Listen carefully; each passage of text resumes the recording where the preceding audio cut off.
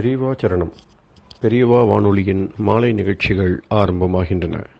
இன்றைய எமது நிகழ்ச்சிகள் நித்திய குரு பாதுகா பூஜா, ஸ்ரீ ரா கணபதி அவர்கள் எழுதிய புத்தகத்தின் ஒளிவடிவம், ஆன்மீக உரை, மகா பெரியவா மகிமை, உபன்யாசம். பெரியவா சரணம். பெரியவா சரணம். அடுத்த நிகழ்ச்சி நித்திய குரு பாதுகா பூஜை. शुक्लां भरदरं विष्णुं शशिवर्णं चतुर्भुजं प्रसन्नवदनं ध्यायेत् सर्वविघ्नोपशान्तये। ममोपात्त समस्त दुरितक्षयद्वारा श्री परमेश्वर प्रीत्यर्थं गुरुप्रसाद सिद्ध्यर्थं गुरुप्रीत्यर्थं गुरुपादपूजाम् अद्य करिष्ये। गुरुर्ब्रह्मा गुरुर्विष्णुर्गुरुर्देवो महेश्वरः गुरुः साक्षात् परब्रह्म तस्मै श्रीगुरवे नमः। अपारकरुणासिन्धुं ज्ञानदं शान्तरूपिणं श्रीचन्द्रशेखरगुरुं प्रणमामि मुदान्वहम्। सदाशिवसमारम्भां शङ्कराचार्यमध्यमाम् अस्मदाचार्यपर्यन्तां वन्दे गुरुपरम्पराम्. எல்லோரும் குருவை பெரிவாளை தியானம் பண்ணிண்டு அர்ச்சனை பண்ணுவோம். அஷ்டோத்திரம். பெரியவா அஷ்டோத்திரம் பல அஷ்டோத்திரங்கள் இருக்கு. அதுல எளிமையா சுலபமா எது இருக்கோ அதை நான் இப்ப சொல்றேன். எல்லோரும் இதை கேட்டுண்டே திருப்பி சொல்ல முடிஞ்சுவா சொல்லி சொல்லி பெரிவாளுக்கு பாதத்துல ஒவ்வொரு புஷ்பத்தை அர்ச்சனை பண்ணலாம். ओम श्री कांची कामकोटि पीठाधीश्वराय नमः. श्रीमत् चंद्रशेखरेन्द्र सरस्वती गुरुभ्यो नमः. संन्यासाश्रम शिखराय नमः. काषाय दंडधारिणे नमः. सर्वपीठापहारिणे नमः. स्वामिनाथ गुरवे नमः. करुणासागराय नमः. जगदाकर्षण शक्तिमते नमः. सर्वचराचर हृदयस्थाय नमः. ओम भक्त परिपालक श्रेष्ठाय नमः. धर्म परिपालकाय नमः. श्री जयेन्द्र सरस्वत्याचार्याय नमः. श्री विजयेन्द्र सरस्वती पूजिताय नमः. शिवशक्ति स्वरूपाय नमः. भक्ताभीष्ट प्रदायकाय नमः. ब्रह्मण्य पोषकाय नमः. ब्रह्म विष्णु शिवैक्य स्वरूपाय नमः. कांची क्षेत्रवासाय नमः. कैलाश शिखरवासाय नमः. स्वधर्म परिपोषकाय नमः. चातुर्वर्ण संरक्षकाय नमः. लोकरक्षण संकल्पाय नमः. ओम ब्रह्मनिष्ठापराय नमः. सर्वपापहराय नमः. धर्मरक्षक संतुष्टाय नमः. भक्तार्पितधन स्वीकर्त्रे नमः. सर्वोपनिषत् सारज्ञाय नमः. सर्वशास्त्रगम्याय नमः. सर्वलोक पितामहाय नमः. भक्ताभीष्ट प्रदायकाय नमः. ब्रह्मण्य पोषकाय नमः. नानाविध पुष्पार्चितपताय नमः. रुद्राक्ष क्रीडधारिणे नमः. भस्मोद्दोलित विग्रहाय नमः. सर्वज्ञाय नमः. सर्वचराचर व्यापकाय नमः. अनेक शिष्य परिपालकाय नमः. मनश्चाञ्चल्य निवर्तकाय नमः. अभयहस्ताय नमः. भयापहाय नमः. यज्ञपुरुषाय नमः. यज्ञानुष्ठान रुचिप्रदाय नमः. यज्ञसम्पन्नाय नमः. यज्ञसहायकाय नमः. यज्ञफलदाय नमः. यज्ञप्रियाय नमः. उपमानरहिताय नमः. स्फटिक तुलसी रुद्राक्ष हारधारिणे नमः. चातुर्वर्ण समदृष्टये नमः. ऋग्यजुस्साम अथर्वणादि चतुर्वेद संरक्षकाय नमः. दक्षिणामूर्तिस्वरूपाय नमः जाग्रत् स्वप्न सुषुप्ति अवस्थातीताय नमः कोटिसूर्यतुल्यतेजोमय शरीराय नमः साधुसङ्गसंरक्षकाय नमः अश्वगज गोपूजा निर्वर्तकाय नमः गुरुपादुकपूजातुरन्तराय नमः कनकाभिषिक्ताय नमः स्वर्णबिल्वदलपूजिताय नमः सर्वजीवमोक्षदाय नमः मूकवाक्ताननिपुणाय नमः नेत्रदीक्षादानाय नमः द्वादशलिङ्गस्थापकाय नमः गानरसप्रियाय नमः ब्रह्मज्ञानोपदेशकाय नमः सकलकलासिद्धिताय नमः चातुर्वर्ण्यपूजिताय नमः अनेकभाषासम्भाषण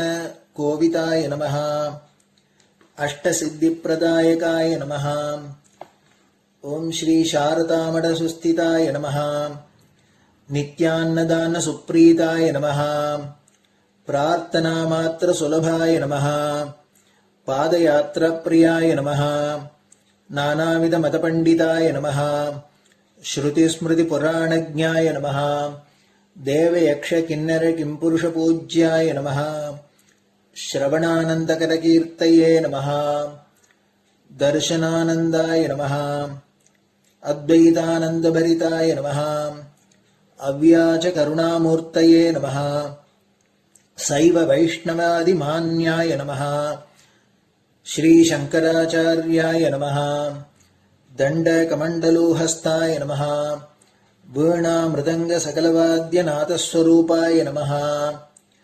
रामकथारसिकाय नमः वेदवेदाङ्ग आगमादिसकलकलासतस्प्रवर्तकाय नमः हृदयगुहाशयाय नमः शतरुद्रीयवर्णितस्वरूपाय नमः केदारेश्वरनाथाय नमः अविद्यानाशकाय नमः निष्कामकर्मोपदेशकाय नमः लघुभक्तिमार्गोपदेशकाय नमः लिङ्गस्वरूपाय नमः सालग्रामसूक्ष्मस्वरूपाय नमः कालड्यां शङ्करकीर्तिस्तम्भनिर्माणकर्त्रे नमः जितेन्द्रियाय नमः शरणागतवत्सलाय नमः श्रीशैलशिखरवासाय नमः डमरुकनादविनोदाय नमः वृषभारूढाय नमः दुर्मदनाशकाय नमः आभिचारिकदोषहर्त्रे नमः मिताहाराय नमः मृत्युविमोचकशक्त्याय नमः श्रीचक्रार्चनतत्पराय नमः दासानुग्रहकारकाय नमः अनुराधानक्षत्रजाताय नमः सर्वलोकख्यातशीलाय नमः वेङ्कटेश्वरचरणपद्मषट्पदाय नमः श्री महात्रिपुरसुन्दरी समेत श्री चन्द्रमौलीश्वर पूजाप्रियाय नमः श्रीमच्चन्द्रशेखरेन्द्र सरस्वती सद्गुरु परब्रह्मणे नमः गुरुभ्यो नमः परमगुरुभ्यो नमः परमेष्टिगुरुभ्यो नमः परात्परगुरुभ्यो नमः गुरुपरम्पराभ्यां नमः गुरुपादुकाभ्यां नमो नमः. அடுத்தது ஊதுபத்தி இருந்தா அதை காமிச்சு தூபம், நெய் தீபம் இருந்தா காமிச்சு அதை நெய் தீபம் தீபம் காமிச்சுட்டு நைவேத்தியம் வெத்தலைப்பாக்கு பழம் இதுலேருந்து ஆரம்பிச்சு அவளுக்கு எது சௌரியமோ அதுபடி நைவேத்தியம் பண்ணலாம்.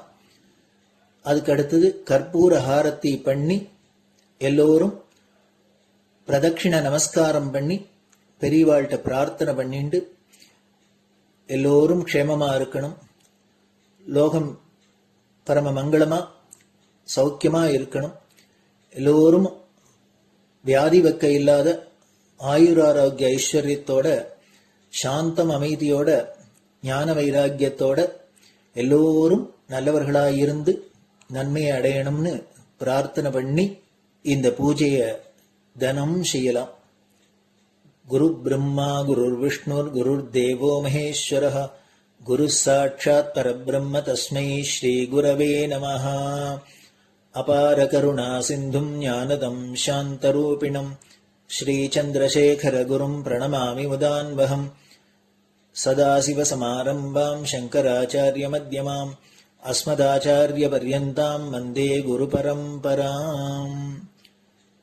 குரு பாத பூஜை நிறைவடைஞ்சது. பெரியவா சரணம். பெரியவா சரணம்.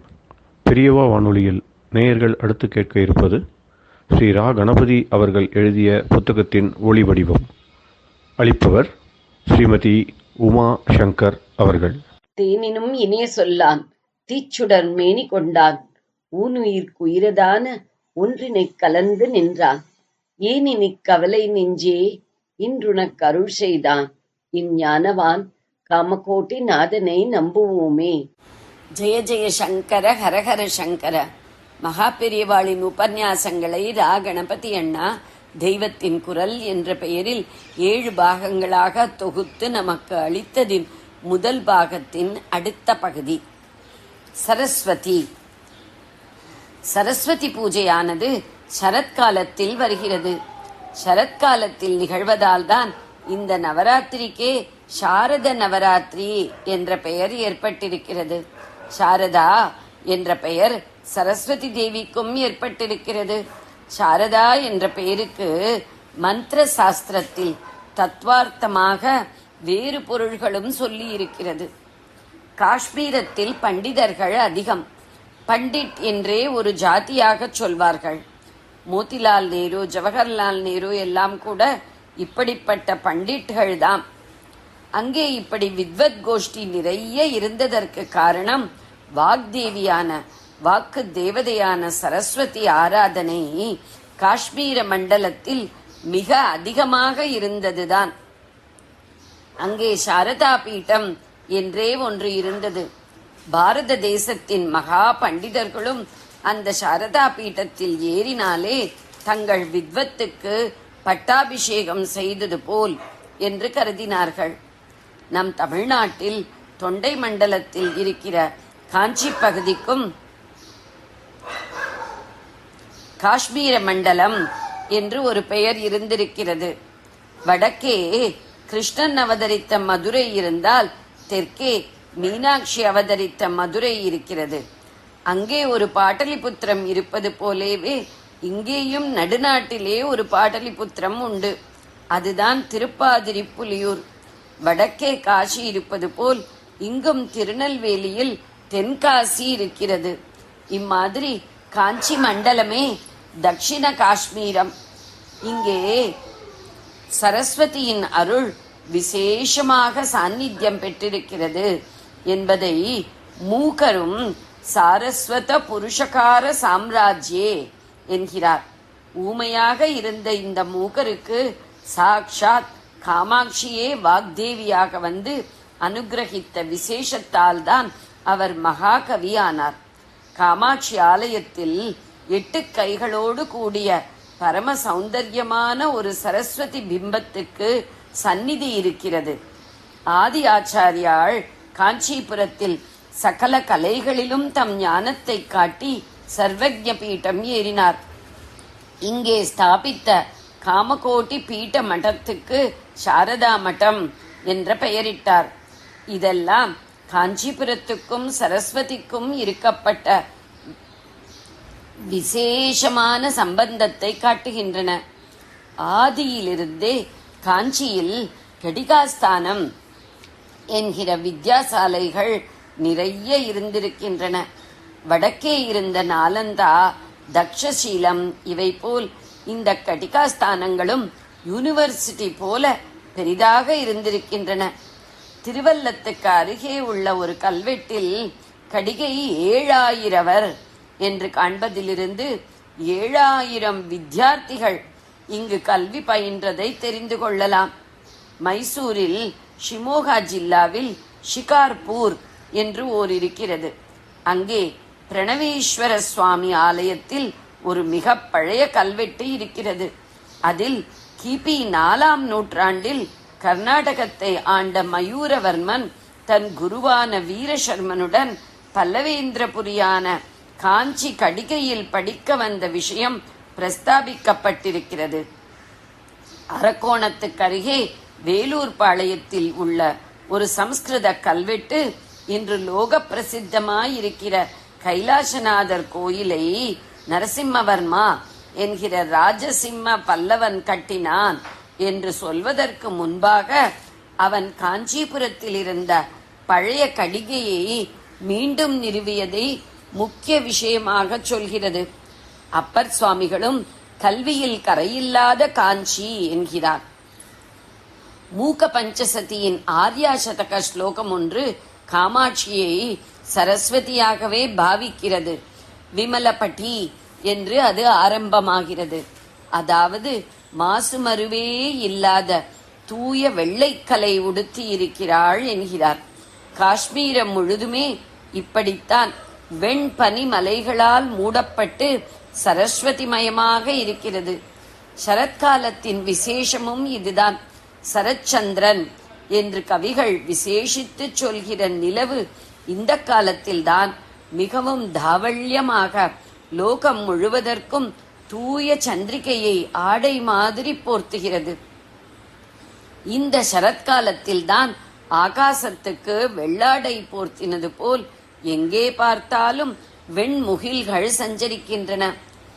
சரஸ்வதி அனுகிரகிக்கிற உண்மையான வித்யை சரத்கால சந்திரனை போலவும் சரத்கால மேகத்தை போலவும் தாப சாந்தியாக தூய்மையாக இருக்கும். வெறும் படிப்பு பலவிதமான தாபங்களையே உண்டாக்குகிறது. மெய்யறிவே தாப சாந்தியை தரும். சரஸ்வதி பூஜா காலத்தை நினைக்கிற போது இந்த தாப சாந்தியை சொல்லும் போது இதற்கு அனுகூலமாக இன்னொன்று கூட தோன்றுகிறது. வெளி உலகம் எப்படி இருக்கிறதோ அது நம் மனசையும் அப்படியாக்குகிறது. பலபலவென்று விடிவதை பார்த்தால் நமக்கும் ஒரு உற்சாகம் உண்டாகிறது. மப்பும் மந்தாரமும் அழுகை தூற்றலாகவும் இருந்தால் நமக்கும் களையே இல்லாமல் என்னவோ போல் துக்கமாயிருக்கிறது.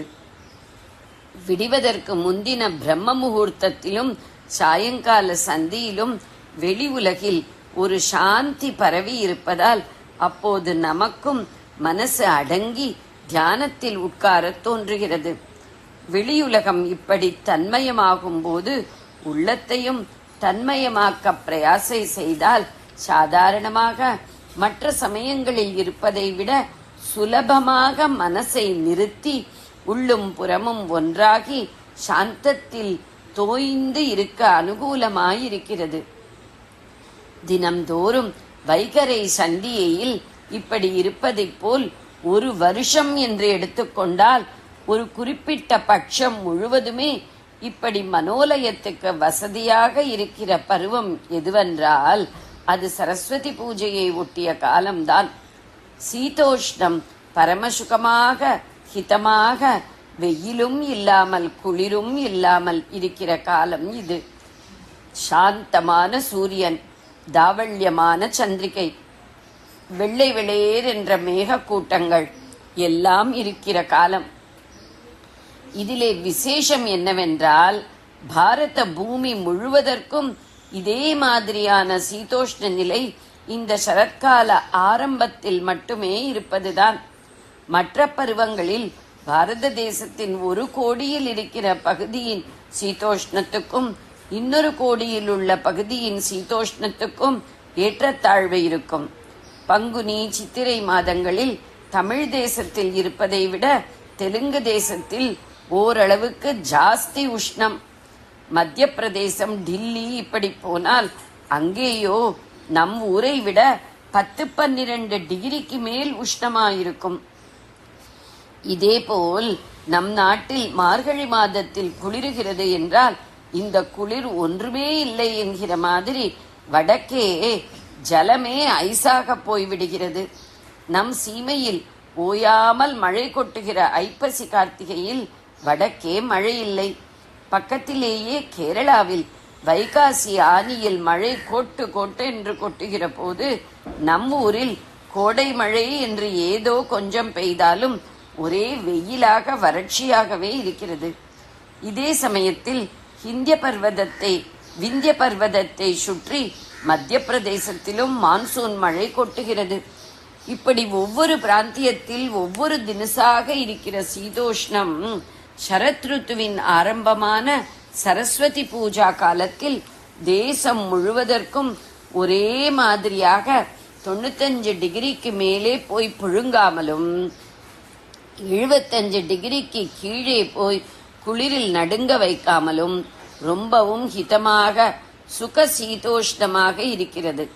இந்த சமயத்தில் காஷ்மீரத்திலிருந்து டில்லி, காஷி, கல்கத்தா, பம்பாய், காஞ்சிபுரம், குடகு, கன்னியாகுமரி என்று எல்லா ஊர் வெதர் ரிப்போர்ட்டையும் பார்த்தால் அதிகபட்ச குறைந்தபட்ச டிகிரிகள் எல்லா இடத்திலும் கிட்டத்தட்ட ஒரே மாதிரியாக இருக்கிறது. மற்ற சமயங்களில் ஒரு சீமைக்கும் இன்னொன்றுக்கும் இடையே 8 to 12 டிகிரி வரை வித்தியாசம் இருந்தது போல் இப்போது இல்லை. சீதோஷ்ண ரீதியில் இந்த ஒரு சமயத்தில் நாம் வேறு வேறு என்று பிரிந்திராமல், அதாவது துவந்தம் போய் எல்லோரும் ஒரே மாதிரி நிலையில் சேர்ந்து இருக்கிறோம். ஞானத்தினால் எல்லாம் ஒன்று என்று துவந்தங்களை போக்கி வைக்கிற வித்யா அதிதேவதையின் தெளிவான ஸ்வரூபம் போலவே இந்த சீதோஷ்ணம் இருக்கிறது. நம் தேசம் முழுவதும் இப்படி சமசீதோஷ்ண நிலையும் வெண்ணிறமும் சாந்தமும் அமையும் போது வெளியுலகின் ஹிதத்தால் உள்ளுக்கும் சுலபத்தில் அந்த சமநிலையை உண்டாக்கிக் கொள்ள வசதியாக இருக்கிறது. இக்காலத்தில் இப்படிப்பட்ட குணவிசேஷமே உருவெடுத்து வந்த ஸ்ரீ சரஸ்வதி தேவியின் ஆராதனமும் வருவதால் சகல ஜனங்களும் இதை எல்லாம் உணர்ந்து பூஜித்தால் ஞானமும் தெளிவும் பெற முடியும். ஜபமாலையும் ஏட்டுச்சுவடியும் ஞானத்தை தெரிவிக்கிற அடையாளங்கள் என்று எல்லாருக்கும் தெரியும். பரம ஞானமூர்த்திகளான தட்சிணாமூர்த்தி, சரஸ்வதி தேவி இருவர் கைகளிலும் இவற்றை காணலாம். ஏட்டுச்சுவடி வித்யையை குறிப்பது. வித்யை என்றால் படிப்பு என்று மட்டும் அர்த்தம் பண்ணிக்கொண்டு இப்போது இருக்கிற படிப்பு முறையை பார்த்தால் வித்யை வேறு ஞானம் வேறு என்றே தோன்றுகிறது. வித்யை தான் ஞானம் என்கிற பழைய முறை போய்விட்டது. முன்பெல்லாம் சகல வித்யைகளும் பரமாத்மாவை காட்டிக் கொடுக்கவே ஏற்பட்டிருந்தன.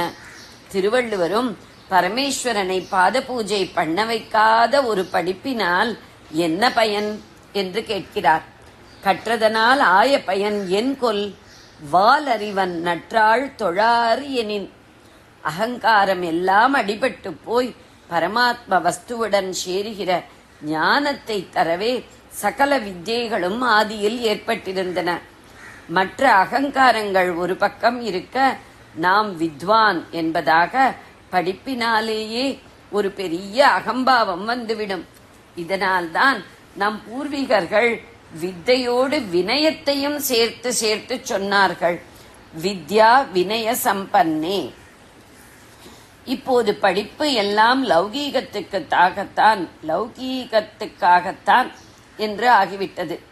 பலவிதமான வித்யைகள், சயின்ஸுகளை தெரிந்து கொண்டு வெகு சாமர்த்தியமாக பாபங்களை பண்ணி பிறரிடமிருந்து தப்பித்துக் கொண்டு பெருமைப்படுகிறோம். இப்போதைய படிப்பினால் வருகிற விஷய அறிவை ஞானம் என்று சொல்வதானால் அஞ்ஞானம்தான் மோட்ச சாதனம் என்று கூட சொல்லிவிடுவேன்.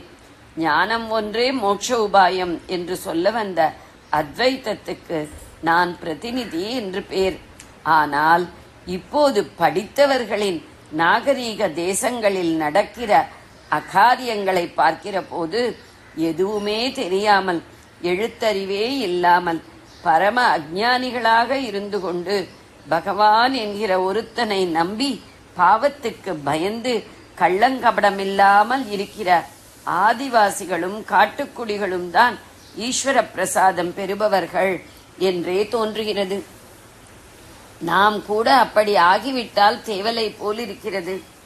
ஆனால் இப்போதுள்ள வித்யைகளும் போதனை முறைகளும் வெற்று லௌகீகத்துக்கும் அகங்காரத்துக்குமே ஆஸ்பதமாக இருக்கின்றன என்பதால் ஆத்மார்த்தமான சாஸ்திரங்களை, கலைகளை, வித்யைகளை குறைவாக பேசக்கூடாதுதான்.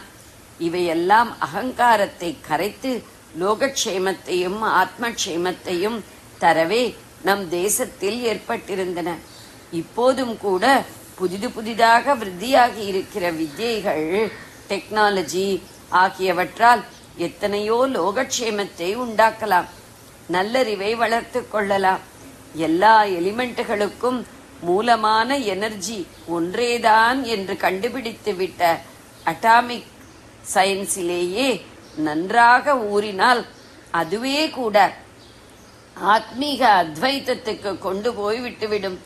ஓயாமல் ஆசை வாய்ப்பட்டு பரப்பாக பறந்து கொண்டிராமல் ஆன்றோர்கள் போட்டு தந்த வாழ்க்கை முறையை நாம் மேற்கொண்டு வித்யைகளை அபியசித்து வந்தால் இன்றும் அவை புறத்துக்கு நல்லது செய்யும், உள்ளுக்கு ஞானமும் தரும். மருந்தோடு பத்தியமும் முக்கியம். வித்யை என்கிற மருந்துக்கு அடக்கம் வினயம் என்கிற பத்தியம் அவசியம். இப்போது அது இல்லாததால் மருந்தே விஷமாகி இருக்கிறது. ஆனால் அடக்கத்தோடு பயின்றால் வித்யையே உண்மையில் ஞானம் தரும் அமிர்தமாகும். அதனால்தான் ஞானமூர்த்திகளான தட்சிணாமூர்த்தி, சரஸ்வதி இரண்டு பேரையுமே வித்யா தேவதைகளாகவும் வைத்திருக்கிறார்கள். சரஸ்வதி சகலகலாவாணி, வித்யாஸ்வரூபிணி என்று எல்லோருமே அறிவீர்கள். சர்வ வித்யைகளுக்கும் பிரபு ஈசானன் என்றே வேதம் சதாசிவனான தட்சிணாமூர்த்தியை சொல்கிறது. பேச்சு, காரியம் அறிவது எல்லாம் அடங்கி போன நிலையில் இருக்கிற தட்சிணாமூர்த்தியே மேதா தட்சிணாமூர்த்தியாகி பெரிய புத்தி பிரகாசம், வாக்குவன்மை, வித்வசக்தி எல்லாம் தருகிறார். சரஸ்வதி, தட்சிணாமூர்த்தி இருவரும் அட்சமாலை, சுவடி இவற்றோடு சந்திரகலையை தலையில் தரித்திருக்கிறார்கள். அதற்கு பேரே கலை. கலை என்றால் எது வளருகிறதோ அது. வித்யைக்கு முடிவே இல்லை. கற்றது கைமண்ணளவு, கல்லாதது உலகளவு என்று சரஸ்வதியே வினயத்தோடு நினைக்கிறாளாம். இவள் தலையில் வைத்திருப்பது 3ஆம் பிறை. அது பூரண சந்திரனாக வளர வேண்டும். சரஸ்வதிக்கும் தட்சிணாமூர்த்தியைப் போலவே நெற்றிக்கண் உண்டு. ஆசை பஸ்மமானால் ஒழிய ஞானமில்லை. அதற்காகத்தான் காமனை எரித்த நெற்றிக்கண் இவளிடமும் இருக்கிறது. இவ்விரண்டு தெய்வங்களுக்கும் ஜட்டாமகுடம் இருக்கிறது. அதுவும் ஞானிகளின் அடையாளம். இருவருமே வெள்ளை வெளேரென்று இருக்கிறார்கள். 7 வர்ணங்களில் சேராத வெள்ளை பரம நிர்மலமான சுத்த சத்வ நிலையை குறிப்பது. இந்த வெள்ளையும் கூட இன்னும் நிர்மலமாக தன் வழியாக ஒளி ஊடுருவி செல்கிற அளவுக்கு டிரான்ஸ்பரண்ட், தெளிந்து விடுகிற போது ஸ்படிகமாகிறது. தட்சிணாமூர்த்தி, சரஸ்வதி இருவருமே இப்படிப்பட்ட ஸ்படிகத்தினாலான அக்ஷமாலையை தான் வைத்திருக்கிறார்கள். வெள்ளை நிறம், சந்திரகலை, ஸ்படிகமாலை ஆகிய இவற்றை நினைத்தாலே நமக்கு ஒரு தூய்மை, தாபசாந்தி, அமைதி எல்லாம் உண்டாகின்றன. ஜெய ஜெய சங்கர, ஹரஹர சங்கர. பெரியவா சரணம். இந்நிகழ்ச்சியின் அடுத்த பகுதி நாளை மாலை இதே நேரத்தில் ஒளிபரப்பாகும். பெரியவா சரணம். பெரியவா சரணம். பெரியவா வானொலியில் நேயர்கள் அடுத்து கேட்க இருப்பது திரு கவிக்கண்ணன் அவர்களின் ஆன்மீக உரை. பெரியவா சரணம். ராம் ராம். ஸ்ரீ குருப்யோ நமஹ. ஜெய ஜெய சங்கர, ஹர ஹர சங்கர. பெரியவா வானொலி நேயர்கள் அனைவருக்கும், மகா பெரியவாவுடைய பக்தர்கள் அனைவருக்கும் அடியேன் கவிக்கண்ணனின் அன்பு கலந்த நல்வாழ்த்துக்கள். ஜெய ஜெய சங்கர, ஹர ஹர சங்கர. ஸ்ரீ குருப்யோ நமஹ. அபிராமி பட்டர் முன்ன 2 பாடல்ல 53, 54 எப்படி தியானம் பண்றது, அம்பாளை சுலபமா எப்படி அடையிறதுன்றதுக்கு ஒரு வழி சொல்லி கொடுத்தார். அப்படி சொல்லிக் கொடுக்கும்போது நம்ம சாதாரண கேட்பான், தியானம் பண்ணும், அம்பாளை மனசுல நினைச்சுக்கோனா, அந்த நம்ம ரூப வழிபாடுலேருந்து தான் அருவ வழிபாட்டுக்கு போகணும். எப்பவுமே சகுணத்திலேருந்து தான் நிர்குணத்துக்கு போகணும். அப்படி அம்பாளை எப்படி தியானம் பண்றது, அம்பாளுக்கு ஒரு ரூப வர்ணனை கொடுங்க அப்படின்னு நம்ம கேட்போம் இல்லையோ. உடனே அடுத்த பாடல அவர் சொல்லிடுறார். எப்படி சொல்றாருனாக்க, அன்னை அபிராமி இருக்காளே, 1000 மின்னல்கள் ஒன்றா தோன்றின மாதிரி அவளுடைய திருமேனி இருக்கான். அப்படிப்பட்ட திருக்கோலம் உடையவளாம். அவ தன்னை தியானிக்கக்கூடிய அன்பர்கள் உள்ளத்துல ஒரு ஆனந்த கொடியாக மகிழ்வளித்துக் கொண்டு இருக்கிறாளாம்.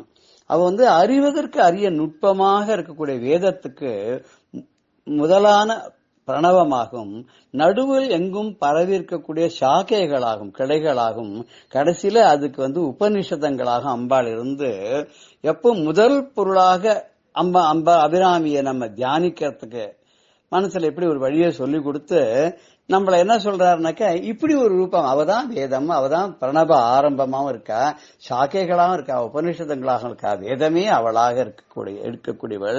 அப்படி 1000 மின்னல்கள் ஒன்றாய் தோன்றினால் எப்படி பிரகாசமா இருக்கும், அப்படி இருக்கக்கூடியவள்.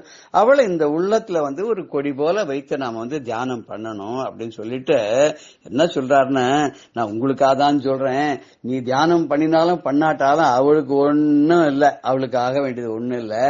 அவளை தியானம் பண்ணினா உனக்கு அவ நல்ல வழியை காமிச்சிடுவா, அவ உனக்கு அருள் பண்ணுவா. நீ பண்ணாலன்னா அவளுக்கு ஒரு நஷ்டமும் இல்லை, பண்ணினாலும் அவளுக்கு ஒன்னும் லாபம் இல்லை. அதனால உன்னுடைய நல்லதுக்கு தான் நான் சொல்றேன், அதனால நீ அப்படி பண்ணு அப்படிங்கிறார். சொல்லிட்டு அவ எப்பேற்பட்டவ தெரியுமா, அவளுடைய பெருமை உனக்கு தெரியாது, அவளுக்கு உன்னால ஒன்னும் ஆக வேண்டாம்னு சொன்னேன் இல்லையா, உனக்கு தான் எல்லாமே ஆகணும். அவ ஒரே பொருளாக பராசக்தியாக இருந்து எப்படி மலர் தான் மொட்டாக இருக்கும்போது எல்லா வாசனையும் தன்னுக்குள்ள அடக்கி வச்சுருக்கோம், அப்படி இருந்து அதுக்கப்புறம் அது மலராக அரும்பி மலரும் பொழுது அத்தனை வாசனைகளையும் உலகெங்கும் பரப்பி கொண்டிருக்கிற மாதிரி தானும் எல்லா இடத்திலும் வியாபித்து உலகம் அனைத்தையும் ஆட்கொண்டு அதை படைத்து இயக்கி அழித்து எல்லாத்தையும் பண்ணக்கூடியதா இருக்காள் அந்த அம்பாள் இருக்கா இல்லையா. அப்பேற்பட்ட அம்பாள் இருக்காளே, ஒரு பெரிய ஆச்சரியம் பாருங்க. அந்த அம்பாள் அந்த மாதிரி இருக்கக்கூடியவள் எல்லாவற்றுக்கும் உள்ளும் எல்லாவற்றுக்கும் வெளியும் அடங்கியும் அடங்காமல் இருக்கக்கூடிய அந்த அம்பாள் என்னோட மனசுக்குள்ள இருக்காளே, அது எவ்வளவு பெரிய காரியம்.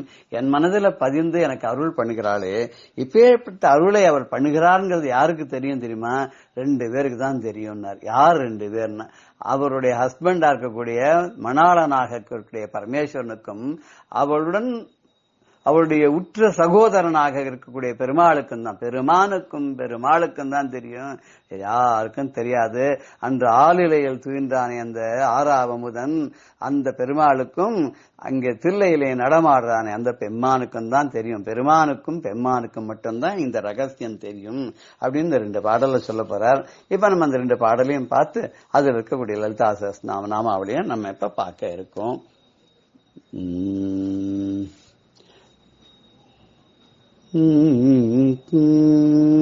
மின் 1000 ஒரு மெய்வடிவாகி விளங்குகின்ற அந்நாள் அகமகிழ் ஆனந்தவல்லி அருமறைக்கு முன்னாய் நடுவெங்குமாய் முடிவாய முதல்வி தன்னை உன்னாதொழியினும் உன்னினும் வேண்டுவது ஒன்றில்லையே. முதல்வி தன்னை உன்னாதொழியினும் உன்னினும் வேண்டுவதொன்றில்லையே. ஒன்றாய் அரும்பி பலவாய் விரிந்து இவ்வுலகெங்குமாய்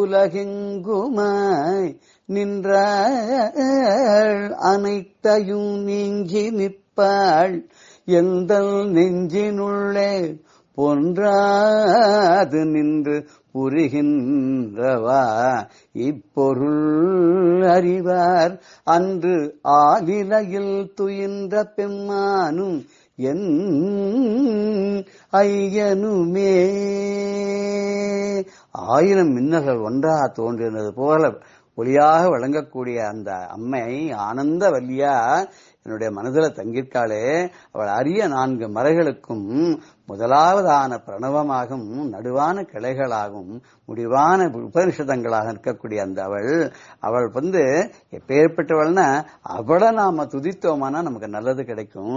நம்ம அவளை பாடினால் நம்ம இகழ்ந்தாலும் அவளுக்கு ஒன்றும் லாபமோ நஷ்டமோ கிடையாது. அவள் ஒன்றாக தோன்றி ஒன்றே பல உருவே அப்படின்னு சொல்ல போறார். ஏகஸ்துவம் பகுரூபகான்னு சஹஸ்ரநாமத்துல வரும். பிரத்தக் பூதகான்னு சொல்லுவார் வியாசர். இவள் ஒன்றாக அரும்பாக இருந்து அதுக்கப்புறம் அந்த மலராக விரிந்து முதலே மனத்தை எல்லாம் வாசனை எல்லாம் தன்னுள் அடக்கி வைத்தவள், பின்பு விருந்து இந்த உலகமெங்கும் அதை பரப்பி எல்லாவற்றிலும் நிறைந்து நிற்பாளவள். அதோட எல்லா இடத்திலும் நிறைவாக இருக்கிறதோடு இல்லாமல் என்னுடைய நெஞ்சுக்குள்ளேயும் என்றென்றும் அகலாது அவள் இருந்து கொண்டு அருள் புரிகின்றார். இப்படி அவர் அருள் செய்கிறார் அப்படிங்கக்கூடிய அந்த ரகசியம் யாருக்கு தெரியும்னு அந்த ஆளிலையில் என்ற பெருமானுக்கும் தில்லையிலையா நடமாடக்கூடிய பெருமானுக்கும் மட்டும்தான் இது தெரியும் அப்படிங்கிற மாதிரி சொல்றார். இப்ப இது இருக்கிற லலிதா சஹஸ்ரநாம நாமாவளிகளை நம்ம வரிசையா பார்த்துட்டே வரலாம். 107வது நாமாவளி தட்டில் லதா சமருச்சிகி, மின்னலை போன்ற பேரொளியுடன் கூடியவள் தேவி அப்படின்னு சொல்றது. வித்யுல்லேகேவ பாஸ்வரா அப்படின்னா மின்னல் கொடி போல பிரகாசமாக விளங்கக்கூடியவள். அதான் மின்னாயிரம் ஒரு மெய் வடிவாய் விளங்குகின்றது அந்நாள். அவளேதான் அந்தர்முக சமாராத்தியான்னு முன்னாடியும் பார்த்தோம் 870ல. உள்ளுக்குள்ள நம்ம ஆராதிக்கணும் அவளை. நம்ம உள்ளுக்குள்ள பார்க்கணுமே தவிர வெளியில பார்த்தாக்க அவ கிடைக்க மாட்டா. ஏன்னா அவ ஹிருதய குகைக்குள்ள இருக்கக்கூடியவள். ஹிருதயஸ்தா 595வது நாமாவளி. தஹர ஆகாச ரூபிணி, நம்முடைய மனிதர்களுடைய ஹிருதயத்துக்குள்ளே ஹிருதய ஆகாசத்துக்குள்ளே அந்த குகைக்குள்ளே அவள் என்றென்றும் விளங்கக்கூடியவள். 609வது நாமாவளியில தஹர ஆகாச ரூபிணி. அதுக்கப்புறம் 303வது நாமாவளியில ஹிருதயா, பக்த ஹிருதயா, முனி மானச ஹிருதயா அப்படின்னு சொல்ற பக்தர்களுடைய முனிவருடைய ஹிருதயமாக ஹிருதயத்தை தன்னுடைய வாசஸ்தலமாக கொண்டவள். அவளை ரொம்ப சுலபமா அடைய முடியாது. துர்லபா, எளிதில் அடைய முடியாதவள். யோகிகளால கூட முனிவர்களால கூட சட்டுன்னு அடைய முடியாதான். ஏன்னா எதுவுமே சுலபமா கிடைச்சுடுத்துன்னா நமக்கு அதனுடைய மதிப்பு தெரியாது. கொஞ்சமாவது சிரமப்பட்டாதான் கிடைக்கும். அதான் துர்கமா, ரொம்ப சீக்கிரத்திலாம் இல்ல, ரொம்ப எளிதிலெல்லாம் நெருங்க முடியாது. அவளை சட்டுன்னு போயிட்டோம் பார்த்தோம் அப்படி விசிட்டிங் கார்டு பாக்குற மாதிரிலாம் முடியாது. பகிர்முக சுதுர்லபான்னு மன விஷயங்கள்ல ரொம்ப ஈடுபடுறவாளுக்கு அவளை வெளியில மாத்திரம் பார்த்து அவளை அடைஞ்சிடவே முடியாது. அவ அவ்யாஜ கருணாமூர்த்தி 992 சொன்ன மாதிரி கருணையே வடிவானவள். எதையும் எதிர்பாராமல் கருணை மழை பொழிபவள். அவளை அடையணும்னா நம்ம உள்முகமாக பார்க்கணும், அந்தர்முகமா பார்க்கணுமே தவிர பகிர்முகமா பார்க்க முடியாது. ஏன்னா அவ துர்லபா, துர்கமா. இப்படிப்பட்ட அம்பாள் நமக்கு ஒன்றாகவே தெரிகிறாள். ஒன்றாய் அரும்பி அவ ஏகாக்கினி. ஏகாக்கினி தனியாக இருக்கவள், தனியா இருக்கக்கூடியவள் அப்படின்னு சொன்னா என்ன அப்படின்னு சொன்னாக்க வேற எந்த ஒரு வஸ்துவும் இல்லாமல் எதையும் சார்ந்து இராமல் தானே எல்லாமாக இருக்கக்கூடியவள், தனித்தே இயங்கக்கூடியவள். 623 நாமாவளியில கேவலான்னு இருக்கு. கேவலான அவ மாத்திரம்தான், நத்திங் எல்ஸ். அவ ஒட்டி தான். ஏகாமேவ அத்வித்தியம், ஒண்ணுதான், ரெண்டாவது கிடையாது அப்படின்னு சொல்றோம்ல. அந்த 623 நாமாவளியில தனித்த வடிவினல், வேறு எந்த குணமோ தோஷமோ கலக்காமல் கேவலம் அது மாத்திரம் அப்படி இருக்கக்கூடியவள். அவ நிர்த்வைத்தா, 2 அற்றவள். இவளை தவிர வேற ஒண்ணும் கிடையாது. அனன்யா, இவள் தவிர வேற எதுவும் கிடையாது. நிர்த்வைத்தா, 2 இல்லாதவள். துவைத்த வர்ஜிதா, 2வதுன்னு ஒன்று இல்லாதவள். 2வது இல்லாதவள், 2ன்னு ஒண்ணு கிடையாது, இவ ஒண்ணுதான், எல்லாமே இவதான் அப்படிங்கிற போது இன்னொன்னுன்றதுக்கு இடமே கிடையாது. இன்னொன்னு சொல்லவே வேண்டாம் அப்படின்றா. அவள் உருவத்தோட இருப்பா, உருவம் இல்லாமல் இருப்பா. ஒன்றே பல உருவே அருவே என் உமையவளே அப்படிங்கிறார்கள் இல்லையா. அதனால ஒன்றாகவும் இருக்கக்கூடியவள், பல உருவாகவும் இருக்கக்கூடியவள், ரூபமே இல்லாதவளாகவும் அவள் இருக்கக்கூடியவள். அதனால அவளுக்கு 813வது நாமாவளியில மூர்த்தான்னு பேர். மூர்த்தான உருவத்தோடு கூடியவள். மூர்த்தின்னு சொல்லலையா, மூர்த்தின்னு சொன்னா உருவத்தோட இருக்கக்கூடியவள். விஸ்வமூர்த்தி, மகாமூர்த்தி, தீப்தமூர்த்தி, ரமூர்த்திமான் அப்படின்னு சொல்றாரு இல்லையா. பலவிதமான ரூபங்களாகவும் இருக்கிறார் அப்படின்னு சொல்ற மாதிரி இங்க அம்பாளும் பூம ரூபா, பகு ரூபான்லாம் சொல்ற. 666 பூம ரூபா, அனைத்துமாக இருக்கக்கூடியவள். பூமம்னா பரபிரம்மம். அந்த பரபிரம்மம் அநேகம் அப்படின்லாம் சொல்ற போது அப்படி எல்லாமாக தானே இருக்காள். 824 நாமாவளி சொன்ன மாதிரி பகுரூபா, பல ரூபங்களாவும் இருக்கா. ஒன்றாகவும் இருக்கா, பலவாகவும் இருக்கா. ஒன்றாய் அரும்பி பலவாய் விருந்து, ஒன்றா மறுமலரா அரும்பினவள் பலவாகவும் எல்லா இடத்திலும் வியாபித்து இருக்கக்கூடியவளா இருக்கிறாள். அவர் பண்டாசுரன் அழிக்கிறதுக்காக பலவித ரூபங்கள் எடுத்தான். அவன் என்னென்ன ரூபத்தெல்லாம் வந்தானோ எல்லாத்துக்கும் ஈடு கொடுக்கிற மாதிரி பல ரூபங்கள் எடுத்து அவன் அழித்தான்னு சொல்றது. அவளுக்கு விவித ஆகாரான்னு பேரு. பலவித ரூபங்களை, விவித ஆகாரான உருவம், விவிதான விதவிதமான ஆகாரங்களை. ஆகாரம் சொல்லக்கூடாது, ஆகாரம்னு சாப்பாடு, ஆகாரம்னு ரூபம் உருவம்னு அர்த்தம். விதவிதமான உருவங்களை உடையவள். லீலா விக்கிரகதாரணி 865 லலிதா சஹஸ்ரநாமம். லீலா விக்கிரகதாரிணின்னு ரொம்ப விளையாட்டாவே பண்ணிடுவான். எதையுமே பல உருவங்களை அவ எடுப்பா, பலவிதமாக தோன்றுவா, எல்லாம் பண்ணுவா. அவளுக்கு முயற்சியே வேண்டாம். கராங்குலி நக்கோத்பன்ன நாராயண தசாகிருத்தின்னு பெருமாள் 10 அவதாரம் எடுத்து பண்ண காரியங்கள்லாம் அம்பா விரல் நுனியில அப்படி கை வச்சாருனால அவ காரியம் நடந்து போயிடுமா. நினைச்ச மாத்திரத்துல நிமித்த மாத்திரத்துல பண்ணிடுவாளாம். லீலா விக்கிரக வேடிக்கையா லீலையாவே பண்ணிடுவாளாம். அவ 966 லீலா வினோதினி அப்படின்னு சொல்றா. லீலா விக்கிரகதாரணி, விசேஷமா வேடிக்கையாக விளையாட்டாக சந்தோஷம் அடைகிறவள், லீலைகள் எல்லாம் புரியவள். அவள் அமூர்த்தா, உருவம் இல்லாதவளாம் இருக்கா. மூர்த்தா அமூர்த்தா ரெண்டுமே இருக்கு. அவளுக்கு உருவம் உண்டு. 813 சொன்ன மாதிரி மூர்த்தான்னு இருக்கு. 811 மூர்த்தா அமூர்த்தான்னு சொல்லி உருவமே இல்லாதவளாகவும் அவள் இருக்கிறாள். அவள் விஸ்வரூபா, இந்த உலகம் முழுக்க அந்த வியாபித்திருக்கக்கூடாத உலகமாவே அவள் இருக்காள். இந்த பிரபஞ்சமாகவே அவள் இருக்கிறாள். அப்படின்னா வியாபினி 400வது நாமாவளி வியாபினி விஸ்வரூபா 256. வியாபினின்னு எங்கும் வியாபித்து இருக்கக்கூடியவள். ஒரு இடம் இது இடம் அங்கிங்கே நாதபடி எங்கும் பிரகாசமாய் அப்படின்னு வள்ளலார் சொன்ன மாதிரி அம்பாள் எல்லா இடத்துலயும் வியாபித்திருக்கா. 400வது நாமாவளி. 282 சகஸ்ர சீர்ஷவதனான்னு பேர். சகஸ்ர சீர்ஷவதனா அப்படின்னு ஆயிரக்கணக்கான வதனங்களை, தலைகளை உடையவள் அப்படின்னு என்ன அர்த்தம்? உலகத்தில் இருக்கிற எல்லா ஜீவராசிகளும் அவளேதான், அத்தனை தலைகளும் அவளுடையதான், எல்லாருடைய மனசும் அவளுடையதான் அப்படின்ற எல்லா உயிர்களும் அவதேதான். சகஸ்ராட்சி 283 நாமாவளி இருக்கு. 284 சகஸ்ரபாத்துன்னு இருக்கு. அவளுக்கு ஆயிரக்கணக்கான கண்கள், ஆயிரக்கணக்கான கால்கள் அர்த்தம். எங்க வேணாலும் அவள் போகக்கூடியவள், எங்க வேணாலும் இருக்கக்கூடியவள், எதை வேணாலும் பார்க்கக்கூடியவள் அப்படின்னு இருக்கு. சர்வாந்தர் யாமினி, எல்லா இடத்திலையும் அவள் வாசம் செய்யறதுனால இருக்கிறதுனால அவளுக்கு சர்வாந்தர் யாமினின்னு பேரு. அவளுக்கு விஸ்வாதிகான்னு பேரு. எல்லா உலகங்களையும் விட அவள் மேலானவள். அதிகா, விஸ்வ அதிகா, எல்லா உலகங்களுக்கும் மேம்பட்டவளாக இருக்கிறவள். உலகத்தை கடந்து இருக்கிறாள். எல்லா உலகளும் 14 உலகங்களையும் கடந்து இருக்கிறதுனால அவளுக்கு லோகாதீதான் பேரு. 960வது நாமாவளி. 961 குணாதீதான் அம்பாளுக்கு ஒரு பேரு. சர்வாதீதான 962 ஒரு பேரு. குணாதீதான குணங்களுக்கெல்லாம் அப்பாற்பட்டவள், முக்குணங்களுக்கும் அப்பாற்பட்டவள். இந்த குண வர்ஜிதா, அவளுக்கு இந்த மாதிரி குணங்கள்லாம் ஒண்ணுமே கிடையாதப்போ அவ எல்லா குணத்திற்கும் அப்பாற்பட்டவள், எந்த குணங்களாலும் கட்டுப்படாதவள் அவள். அப்படிப்பட்டவளை கட்டுப்படுத்தணும்னு என்ன பண்ணணும் அப்படின்னா நம்ம பக்தியால தான் கட்டுப்படுத்த முடியும். பக்தர்களுடைய மனசுக்குள்ள மயில் போல ஆனந்தம் ஆடுவாளாவோ. அதாவது மயிலுக்கு எப்படி மேகக்கூட்டம் ஆனந்தம் கொடுக்கறதோ அது மாதிரி பக்தர்களுடைய மனம்கக்கூடிய மயிலுக்கு அருள்ங்கக்கூடிய மேகக்கூட்டமாக அம்பாள் இருக்கிறாளாம். அதுக்குதான் பக்த சித்த கேக்கி கனாகனான்னு 747வது நாமாவளி சொல்றது. பக்த மானச ஹம்சிக்கான்னு ஒரு நாமாவளி இருக்கு 372. அதுல பக்தர்களுடைய மனம் அப்படிங்கக்கூடிய ஏரியில இவள் ஹம்ச பறவையாக இருந்து கொண்டு அதுல நீச்சல் அடிக்கிறாளாம், உல்லாசமா சந்தோஷமா இருக்காளாம். அப்படி பக்தர்களுடைய மனதிலே வாசம் செய்வதே மிகவும் ஆனந்தமான செயலாக கொண்டிருக்கக்கூடிய அம்பாளானவள் பக்த சித்த கேக்கி கனாகனான்னு சொல்லக்கூடியவள்.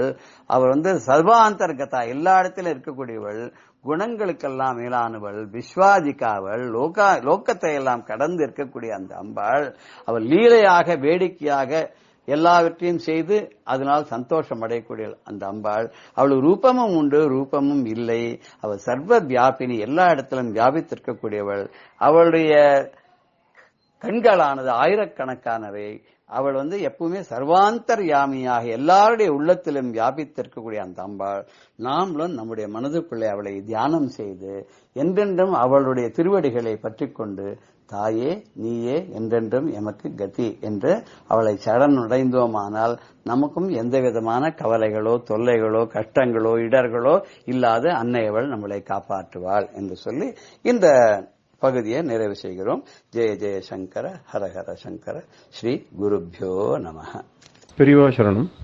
இந்நிகழ்ச்சியின் அடுத்த பகுதி நாளை மாலை இதே நேரத்தில் ஒளிபரப்பாகும். பெரியவா சரணம். பெரியவா சரணம். அடுத்த நிகழ்ச்சி மகா பெரியவா மகிமை உபன்யாசம். வழங்குபவர் பிரம்மஸ்ரீ கணேச சர்மா அவர்கள். அபார கருணா சிந்தும் ஞானதம் சாந்தரூபிணம் ஸ்ரீ சந்திரசேகரகுரும் பிரணமாமி முதான்வகம். காஞ்சி மகாபெரிவா 1965 வருஷம் சென்னைக்கு விஜயம் பண்ணியிருந்தா. அப்போ 1965 வருஷம் மயிலாப்பூரில் சம்ஸ்கிருத காலேஜில் இருக்கிறதே ஸ்ரீராமநவமி அன்னைக்கு பெரியவாளுக்கு ஒரு கனகாபிஷேகம் நடந்தது. அதுக்கப்புறம் பக்கத்தில் மயிலாப்பூரில் சங்கராலயத்தில் நவரத்ன அபிஷேகம் நடந்தது. இந்த நவரத்னாபிஷேகம் டி.எஸ். ராமசாமியர்னு ஒரு பக்தர் அவரோட விருப்பத்துக்காக பெரியவாளுக்கு நவரத்னாபிஷேகம் பண்ணி வச்சா. அது கோலாகலமாக நடந்தது. அப்புறம் ஜூன் மாதம் தண்டையார்பேட்டையில் கேம்பில் இருந்தா பெரியவா. அப்போது மெட்ராஸில் பல இடங்களில் கேம்ப் இருப்பா இல்லையா, அங்கங்கே இருக்கிறதே விஜயம் பண்ணி அங்கங்கே கேம்பில் இருக்கிறதே தண்டையார்பேட்டைங்கிற இடத்துல இருந்தா. ஸ்ரீராமாங்கிற ஒரு கட்டடம் அங்கே தான் பெரியவா இருந்தா. இந்த தண்டையார்பேட்டையில் முகாமில் இருக்கிறதே ஒரு சுவாரஸ்யமான ஒரு சம்பவம். பல நிகழ்ச்சிகள் நடந்திருக்கு, அதில் 1-2 அப்படி பார்த்துட்டு வரும்.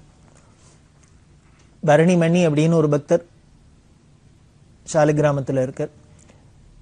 இவர் அங்கே நார்த் மெட்ராஸில் ஒரு உத்தியோகத்தில் இருந்தார். வாரம் சனிக்கிழமை மத்தியானம் லீவு, ஞாயிற்றுக்கிழமை லீவாக இருக்கும்.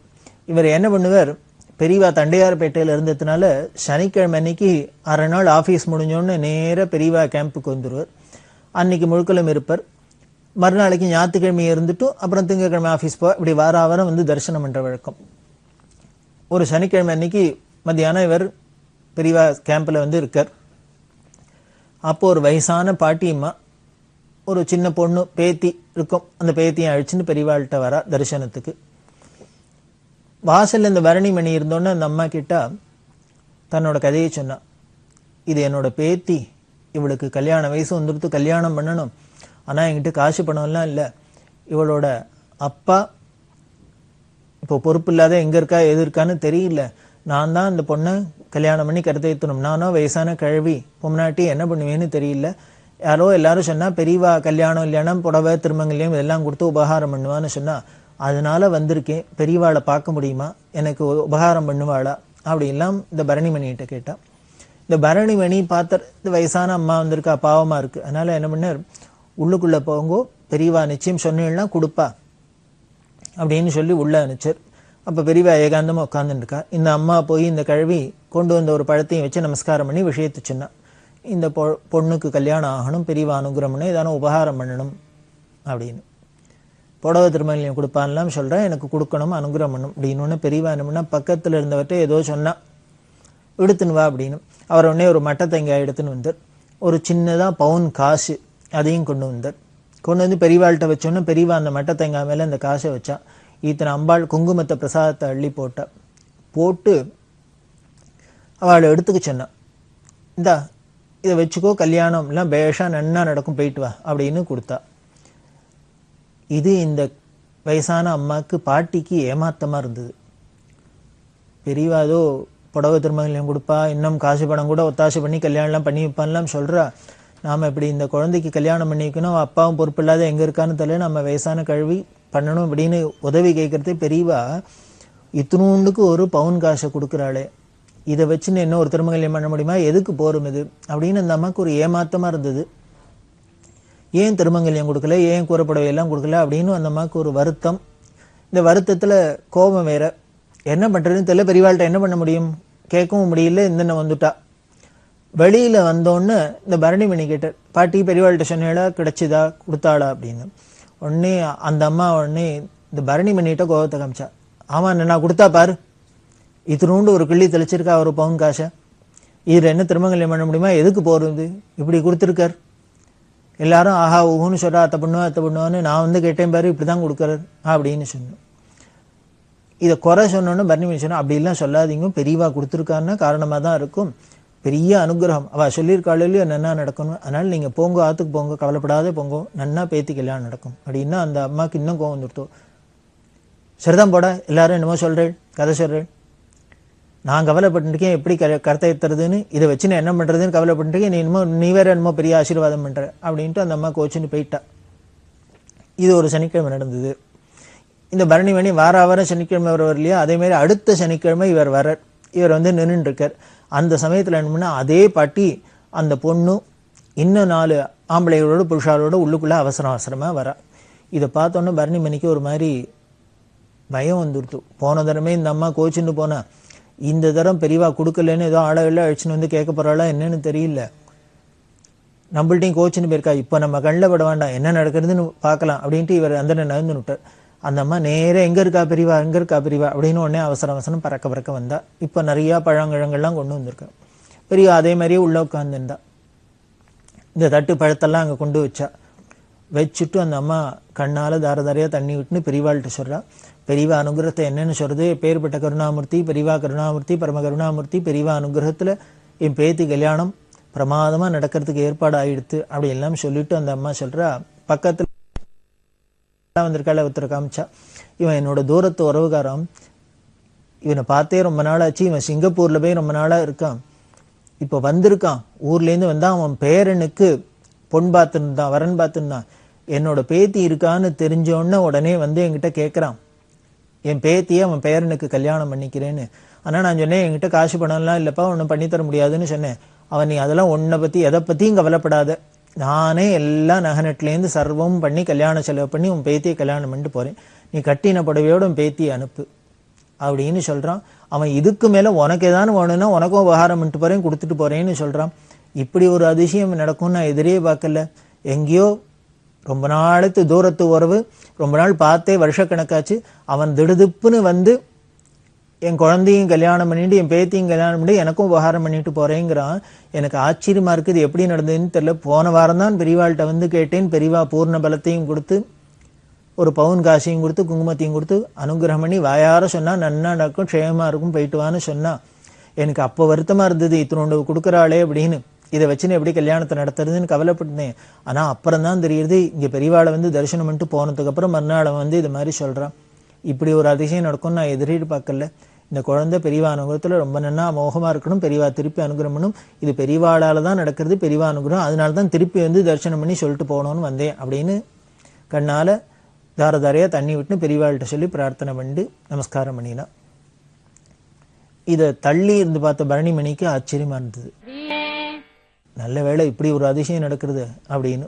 உடனே இவர் என்ன பண்ண, வெளியில் வந்த அந்த அம்மா பெரியவாளை தரிசனம் மட்டும் இப்படி வெளியில் வரத்தே பரணிமணியை பார்த்தோன்னு, அப்பா வாடாப்பா உன்னை தான்ப்பா தேடிந்தேன், உன் வாய்க்கு தாண்டாப்பா சக்கரை போடணும், அன்னைக்கு நீ சொன்ன பெரியவா அனுகிரகம் பண்ணிட்டா கவலைப்படாதீங்க நன்னா நடக்கும்னு சொன்னேன், நான் உன்னை திருப்பி உன்னையும் கோச்சுட்டேன், ஆனால் இப்படி ஒரு அதிசயம் நடக்கும், இப்படி ஒரு அனுகிரகம் பெரியவா பண்ணுவான்னு நான் எதிர்பார்க்கலப்பா, எனக்கு தெரியாது, முன்ன பின்ன தெரியல, நான் பெரியவாளை புரிஞ்சுக்கல, உங்ககிட்ட தான் பார்த்து முதல்ல சொல்லணும்னு இருந்தேன், உங்ககிட்ட தான் பார்த்து சொல்லணும்னு இருந்தேன் அப்படின்ட்டு சொல்லிட்டு அந்த அம்மா உணர்ச்சி வசப்பட்டு இந்த பரணிமணிட்டையும் சொன்னான்.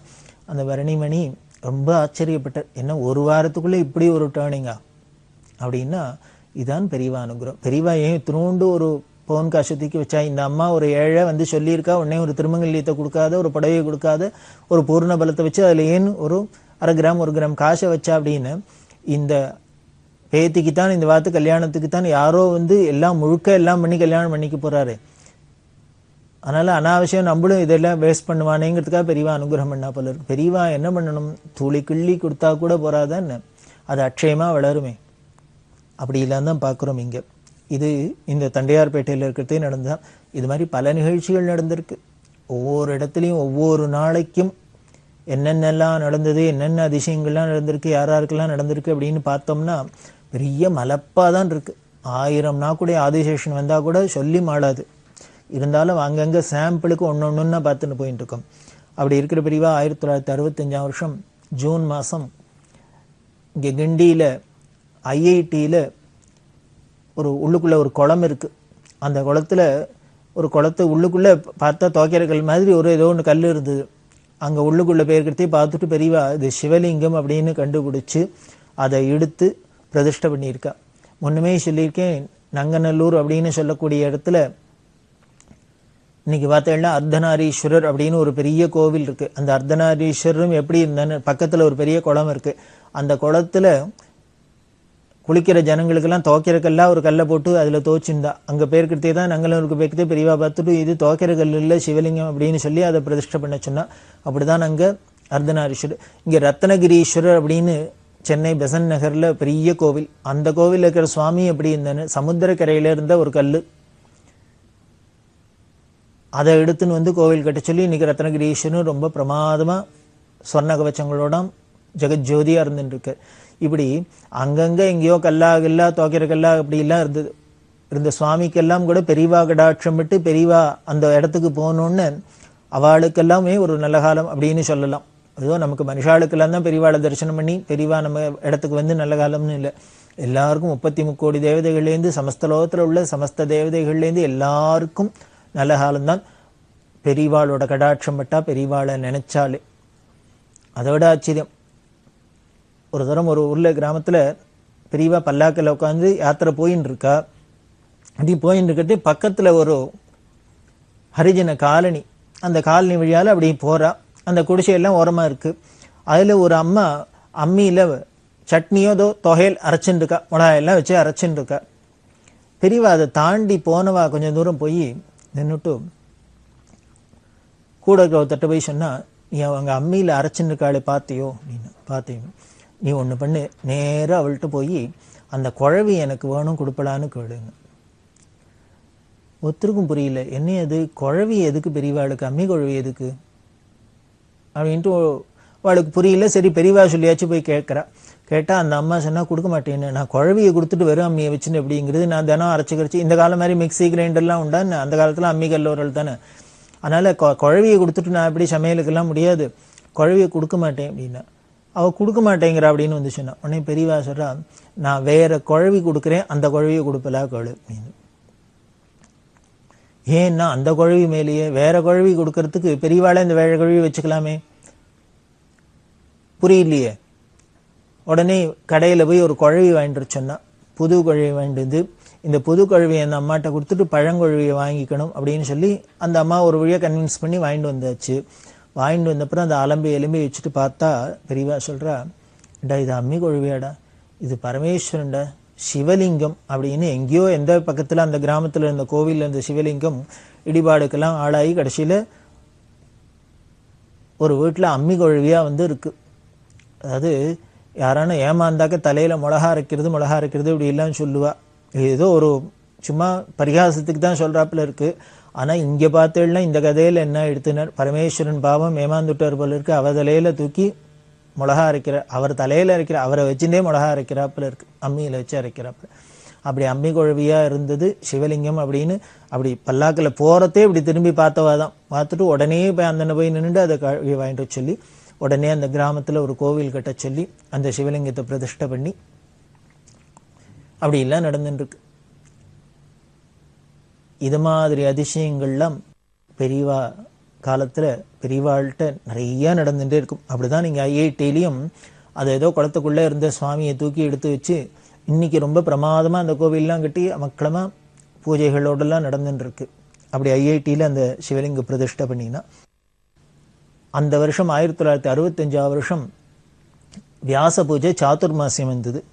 இந்த சாதுர்மாசியத்துக்கு பெரியவா செலக்ட் பண்ணின இடம் நார்த் மெட்ராஸ்ல எண்ணூருக்கு பக்கத்துல காட்டுப்பள்ளி அப்படின்னு ஒரு கிராமம் இருக்கு. அந்த காட்டுப்பள்ளியில 1965 வருஷம் ஜூலை மாசம் 13ஆம் தேதி சாதுர்மாசியத்தை அங்க பண்ணினா. அதுக்கு முன்னால 1965 வருஷம் ஜூன் மாசம் 24ஆம் தேதி காட்டுப்பள்ளிக்கு விஜயம் பண்ணினா. இந்த காட்டுப்பள்ளியை பத்தி அவசியம் நாம தெரிஞ்சுக்கணும். இந்த காட்டுப்பள்ளிங்கிறது வட சென்னையில எண்ணூரை தாண்டி ஒரு சமுத்திரத்துக்கு நடுப்புற இருக்கிற ஒரு சின்ன ஒரு தீவு மாதிரி ஐலண்ட் அப்படின்னு சொல்லலாம். அந்த காட்டுப்பள்ளியில மயிலாப்பூர்ல சண்முக சுந்தர முதலியார் அப்படின்னு ஒரு பெரிய கோட்டீஸ்வரர் இருந்தார். அவரோட எஸ்டேட் அங்க இருக்கு, இந்த காட்டுப்பள்ளியில எஸ்டேட். அந்த எஸ்டேட்ல போய் தான் பெரியவா இந்த சாதுர்மாசியத்தை பண்ணினா. இது எப்படி பெரியவா பார்த்தா அப்படின்னா ரொம்ப ஏகாந்தமா இருக்கும். இன்னைக்கும் பார்த்தீங்கன்னா சுத்தீவிர கடல் சமுத்திரம். அந்த எண்ணூர்ல துறைமுகம் கட்டினதுக்கு அப்புறம் அந்த துறைமுகத்துக்காக கடல் இந்த மண்ணெல்லாம் வாரி வாரி போட்டு இப்போ அந்த ஐலண்டா இருந்தது, தீவா இருந்தது, ஒரு ரோடு ஃபார்ம் ஆகி ரோடுல போறாப்புல இருக்கு. ஆனா 1965 வருஷம் தான் அது வெறும் தீவாவே தான் இருந்தது. இந்த காட்டுப்பள்ளிக்குள்ள போகணும்னா போட்ல போகணும். இந்த சமுத்திர தண்ணியில போட்டுல போய் ஒரு 2 மணி நேரம் டிராவல் பண்ணி தான் அந்த தீவை அடைய முடியும். அப்படி இருந்த இடம் ரொம்ப ஏகாந்தம் இருந்தது. 1932 வருஷம் பெரியவா காசி யாத்திரை பண்றதே சென்னைக்கு வந்தா அப்படின்னு பார்த்தோம். அந்த சென்னைக்கு வந்திருக்கிறதே இந்த சண்முக சுந்தர முதலியார் வந்து பெரியவாளை தரிசனம் பண்ணி தனக்கு இது மாதிரி பக்கத்துல காட்டுப்பள்ளின்னு ஒரு இடம் இருக்கு, அது ரொம்ப ஏகாந்தமா இருக்கும், அங்க வந்து பெரியவா இருக்கணும்னு சொல்ல பெரியவா அப்போ போயிட்டு வந்தா. அங்க போய் சில நாளைக்கு அங்க இருந்துட்டு வந்தா. அதுலேருந்து பெரியவாளுக்கு ஆசை, அந்த இடத்தோட ரம்யத்தையும் அழகையும் பார்த்து சுத்தீவிர தோப்பும் வனாந்தரமா இருக்கும், அதிகமா அந்த ஜனசந்தடி இல்லாத 4 பக்கம் சமுத்திரத்தை சூழ ஏகாந்தமா இருந்த இடத்துல பெரியவா போய் அங்க இருந்தா. இதுக்கு முன்னாலே என்ன பண்ணார், பெரியவா நாராயணபுரம் அப்படின்னு 1962-63 வருஷத்துல மதுரைக்கு பக்கத்துல நாராயணபுரம் அப்படிங்கிற இடத்துல சாதுர்மாசியம் பண்றது. இந்த சண்முக சுந்தர முதலியார் அந்த காட்டுப்பள்ளி எஸ்டேட் மேனேஜர் கிருஷ்ணானந்தம் அப்படிங்கிற 2 பேரும் போய் தரிசனத்துக்கு போயிருந்தா. தரிசனத்துக்கு போயிட்டு மதுரையில இருக்கிறதே பெரியவாள்கிட்ட பிரார்த்தனை பண்ணிண்டா. அப்போ பெரியவா என்ன பண்ணா கேட்டா, காட்டுப்பள்ளியெல்லாம் எப்படி இருக்கு அப்படின்னு சொல்லிட்டு அப்ப கேட்குற அந்த கிருஷ்ணானந்த மேனேஜர்கிட்ட கேட்குற, அங்க ஒரு புலி நடமாட்டம் இருந்ததே, அது இப்போ இருக்கா, அது பேடுத்தா அப்படின்னார். இல்ல அது காலம் ஆயிடுச்சுன்னு. அந்த தோல்லாம் பத்திரமா பதப்படுத்தி தானே வச்சிருக்கேளோ பாதுகாத்து அப்படின்னு. இந்த கிருஷ்ணானந்த மேனேஜருக்கும் சண்முக சுந்தர முதலியாருக்கும் ஆச்சரியமா இருந்தது. எப்போ 40 வருஷத்துக்கு முன்னால பெரியவா காட்டுப்பள்ளிக்கு வந்துட்டு போய் அங்க பார்த்த ஒரு புலியை முதற்கொண்டு ஞாபகம் வச்சுட்டு அது எப்படி இருக்கு, அது காலம் ஆயிடுச்சுன்னா அதோட தோல் எல்லாம் பத்திரமா வச்சிருக்கல இப்படி எல்லாம் கேட்டா. இப்படி கேட்ட அந்த புலித்தோலை பின்னால 65 வருஷம் பெரியவா சாதுர்மாசத்துக்கு வரத்தே பெரியவாளுக்கு அவ காணிக்கையாவே கொடுத்தா. அந்த புலித்தோல்ல உட்காந்துன்னு சன்னியாசிகள் ஜபம் பண்ணினா மந்திர சித்தி ஏற்படும் அப்படிலாம் சாஸ்திரம் சொல்றது. இப்படி ஒரு சின்ன சின்ன விஷயம் மாதிரி இருக்கும். இதெல்லாம் கூட ஞாபகம் வச்சுக்கிறது அப்படிங்கிறது இந்த என்னமோ சொல்லுவாளே கம்ப்யூட்டர் மெமரி தான் பெரியவாளோடது. அப்படி கேட்டிருந்தா அப்பதான் அந்த காட்டுப்பள்ளியை பத்தி சொல்லிட்டு நான் அங்க வரேன், எனக்கு வரணும் போல இருக்கு, வரேன் அப்படின்னு சொன்னா. மெட்ராஸ்க்கு வரத்தே வரேன் அப்படின்னு சொன்னா.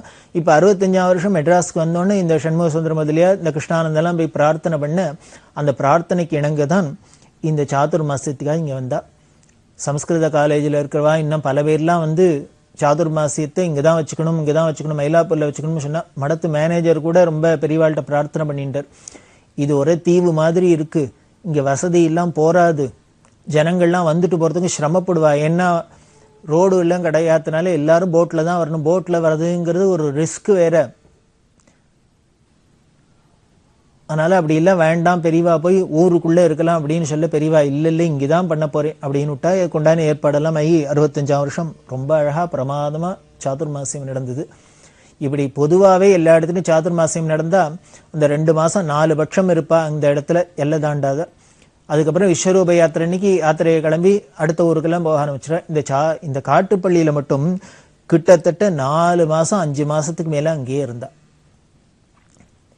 அந்த வருஷம் சாதுர்மாசியத்தை பண்ணினா, நவராத்திரி பண்ணினா, தீபாவளி பண்ணினா எல்லாத்தையும் அங்கேயே கொண்டாடிட்டு தான் பெரியவா அங்கேயே இருந்தா. சண்முக சுந்தர முதலியாருக்கு இருந்த ஒரு பங்களா, அதுல ஒரு கோசாலை, இந்த கோசாலையில் தான் 32 வருஷம் தங்கியிருந்தா. இப்போ சாதுர்மாசியம் அங்கேயே தான் பண்ணணும் அப்படின்னு சொல்ல அங்கதான் பந்தெல்லாம் போட்டு ஏற்பாடு பண்ணியது. அந்த கோசாலை கொஞ்சம் இடிபாடுகளா இருந்தா கூட இன்னமும் அந்த செவரு எல்லாம் இருக்கு. அந்த இடத்துல பெரியவாளுக்கு திருவத்தியூர்ல விஷுன்னு ஒரு பக்தர், அவர் இந்த சண்முக சுந்தர முதலியாரோட பிள்ளைகிட்ட சொல்லி அந்த இடத்துல பெரியவாளை ஒரு சின்னதா ஒரு பிரதிஷ்டை பண்ணி வச்சிருக்கார். இப்போ ரோடெல்லாம் இருக்கிறதுனால காரையூர்ல இதெல்லாம் போய் பார்க்கலாம், அவசியம் பார்க்க வேண்டிய இடம். அந்த ஒரு ஏகாந்தமும் அந்த சுத்தீவிர சமுத்திரமும் அந்த வனாந்திர பிரதேசமும் பெரியவா விரும்பி மாசக்கணக்கில் இருந்த இடம்னா அதோட சாநித்தியத்தை இன்னமும் இன்றைக்கும் அனுபவிக்கலாம் அப்படிங்கிறப்பல ஆனந்தமா இருக்கு. பக்கத்துல ஒரு சின்ன பிள்ளையார் கோவில், அதை பூஜை பண்றதுக்கு இருக்கா. அந்த கிராமத்து ஜனங்கள் எல்லாம் இருக்கா. அந்த காட்டுப்பள்ளியில தான் நடந்தது. இந்த காட்டுப்பள்ளியில் இருக்கிறதே பல நிகழ்ச்சிகள் நடந்திருக்கு. பெரியவா திருவத்தியூர்லேருந்து கிளம்ப போகிறா. கிளம்புனா இந்த சண்முக சுந்தர முதலியாரும் இந்த கிருஷ்ணானந்தம் இவெல்லாம் போய் பெரியவாளை அழிச்சுன்னு போகலாம் அப்படின்னா கிளம்ப முடியாத ஒரு அசந்தர்ப்பம் ஏற்பட்டுருது. அந்த காலனியில் பக்கத்தில் இருந்த யாரோ காலமாயிட்டா, அதனால உடனே அன்னைக்கு போனோன்ட்டு அதுக்கப்புறம் வேற ஒரு நாள் பார்த்துட்டு தான் பெரியவா போனா. அந்த இடத்துல இருக்கிறதே பெரியவா ஜூன் மாதம் 24ஆம் தேதி போயிருக்கா. சாத்துர் மாதம் ஜூலை மாதம் வியாச பூஜை ஆரம்பிக்க போகிறது.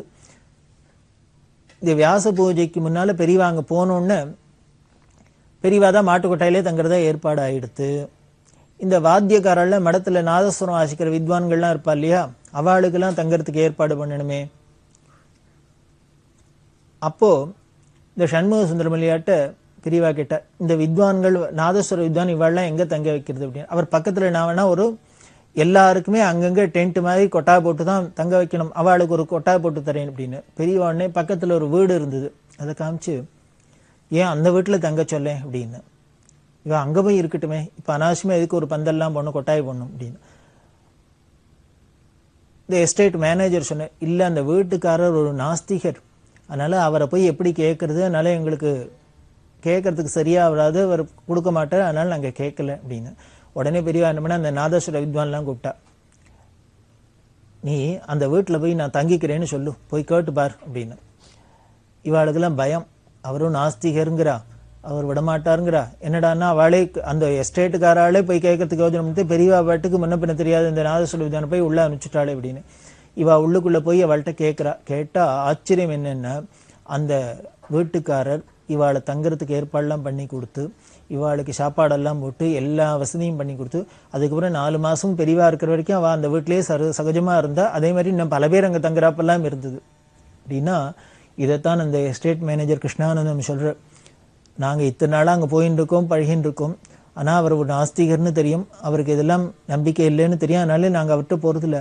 ஆனால் பெரியவாளோட அனுகிரக விசேஷம், பெரியவா போனோடனே அவர் மனசு எப்படி மாறித்துன்னு தெரியல, அவ்வளோ உபகாரமாக இருந்தார், ஒத்தாசையாக இருந்தார் அப்படின்னு ஆச்சரியமாக இருந்தது. அதுதான் பெரியவாளோட அன்புக்கு சாட்சி அப்படிம்பர். யாராக இருந்தாலும் நாம் பியூர் சுத்தமான அன்போடு பழகினோம்னா நம்மள்கிட்ட யாராலையும் நம்மள்கிட்ட விரோதமே பாராட்ட முடியாது. அவளும் அந்த அன்புக்கு அடிமையாயிடுவா, வசப்பட்டுருவா, அன்பு வயப்பட்டுருவா. அதுதான் அன்போட வலிமை. இதை இங்கே பிரத்யட்சமாக காட்டுப்பள்ளியில் தெரிஞ்சது. இது மாதிரி பல விஷயங்கள் அந்த காட்டுப்பள்ளியில் நடக்கிறது. இந்த கிருஷ்ணானந்தன் சொல்லுவார், அவரோட சம்சாரத்துக்கு தீராத வயிற்று வலியாக இருந்தது, என்னெல்லாமோ வைத்தியம் பண்ணி பார்த்தும் சரியாக வரல. பெரியவாட்ட கேட்டால் பெரியவா என்ன பண்ணா, சிஎம்சியில் போய் வேலூரில் போய் வைத்தியம் பண்ணி பாருன்னா அங்கே போயாச்சு, அதுவும் சரியாக வரல. அப்படி காட்டுப்பள்ளியில் இருக்கிறது இந்த சண்முக சுந்தரமலியா இந்த கிருஷ்ணானந்தத்தோட தெரிஞ்ச நண்பர் அஜீஸ்னு ஒரு இஸ்லாமியர், அவர் பெரியவாளை பற்றி கேள்விப்பட்டு பெரியவாளை தரிசனம் பண்ணோம்னர். எதுக்காகன்னா அவருக்கு தீராத வயிற்று வலி, அதனால பெரியவா தரிசனம் பண்ணா அது சரியாப்படும் அப்படின்னு பெரியவாள்கிட்ட வர, பெரியவா அவருக்கு அனுகிரகம் பண்ணினா, அவரோட பேசிந்து எல்லாம் விசாரிச்சுட்டு அனுகிரகம் பண்ணினா சில நாட்கள்ல அவரோட வயிற்று வலி தேர்ந்து போயிடுத்து. இதை பார்த்த கிருஷ்ணானந்தத்துக்கு ஆச்சரியம்.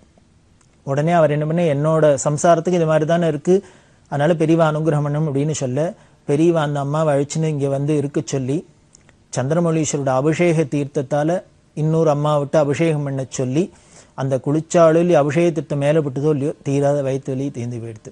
அவர் சொல்லி ஆச்சரியப்படுற, இப்படி பல வைத்தியம் பண்ணியும் தீராதது, சந்திரமௌலீஸ்வரோட அபிஷேக தீர்த்தத்தை பெரியவா அந்த அம்மாவுக்கு தலையில் ஊற்றி அபிஷேகம் பண்ண சொல்ல வயிற்று வலி தீர்ந்து போச்சு அப்படின்னு. இப்படி பல நிகழ்ச்சிகள் இந்த காட்டுப்பள்ளியில் நடந்துருக்கு. பெரியவா அங்கே ஆனந்தமாக இருந்துருக்கா. இதை தொடர்ந்து நாம் பார்க்க போகிறோம். பெரியவா சரணம். இந்நிகழ்ச்சியின் அடுத்த பகுதி நாளை மாலை இதே நேரத்தில் ஒளிபரப்பாகும். பெரியவா சரணம். பெரியவா சரணம். அடுத்த நிகழ்ச்சி திருவாசக இன்னிசை. வழங்குபவர் ஸ்ரீ சத்குருநாத தேசிகர் அவர்கள். பெரியவா சரணம். திருச்சிற்றம்பலம். திருத்தோள் நோக்கம். பூத்து ஆறும் பொய்கை புனல் இதுவே எனக் கருதி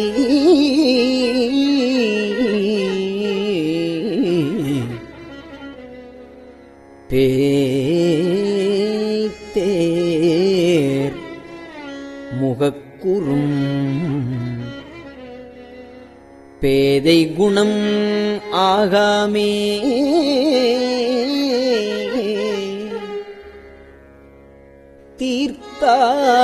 தீர்த்தாய் திகழ் தில்லை அம்பலத்தே திருநடம் செய் கூத்தா உன் சேவடி கூடும் வண்ணம் தோள் நோக்கம்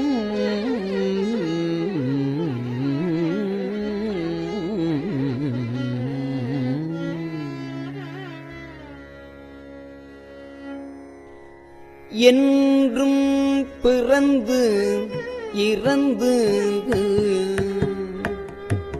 என்றும் பிறந்து இறந்து ஆழாமை ஆண்டு கொண்டான் கன்றால் விளவறிந்தான் பிரமன். என்றும் பிறந்து இறந்து ஆழாமை ஆண்டு கொண்டான் கன்றால் விளவு எறிந்தான் பிரமன் காண்பறிய கன்றால் விளவறிந்தான் பிரமன் காண்பறிய குன்றாத சீர்தில்லை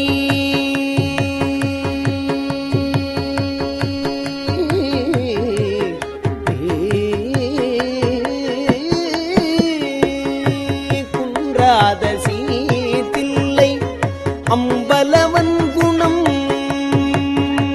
குன்றாத சீர்தில்லை அம்பலவன் குணம் பரவி குன்றாத சீர்தில்லை அம்பலவன் குணம் பரவி துன்றார் குழலினி துன்றார் குழலினீர் தோள் நோக்கம் ஆடாமோ குன்றாத சீர்தில்லை அம்பலவன் குணம் பரவி குன்றார் குழலினி தோள் நோக்கம் ஆடாமோ தோள் நோக்கம் ஆடாமோ.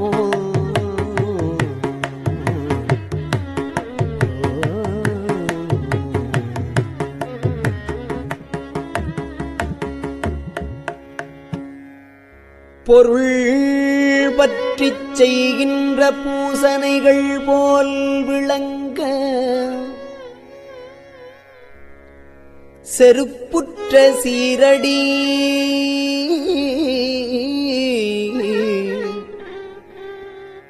வாய் கலசம் ஊன் அமுதம் விருப்புற்று வேடனார் சேடறிய மெய் குளிர்ந்து அங்கு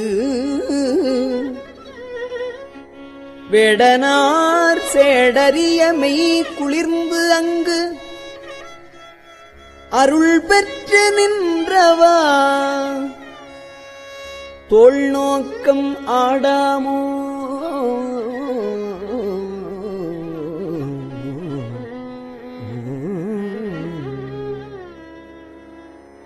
கற்போலும் நெஞ்சம் கசிந்துருக கற்போலும் நெஞ்சம் கசிந்துருக கருணையினால் நிற்பானை போல என் நெஞ்சினுள்ளே புகுந்தருளி கற்போலும் நெஞ்சம் கசிந்துருக கருணையினால் நிற்பானை போல என் நெஞ்சினுள்ளே புகுந்தருளி நற்பார்படுத்தன்னை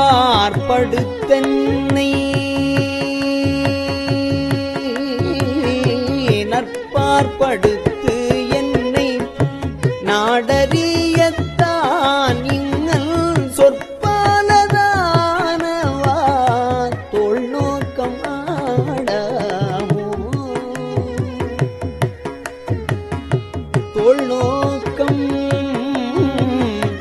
ஆடாமோ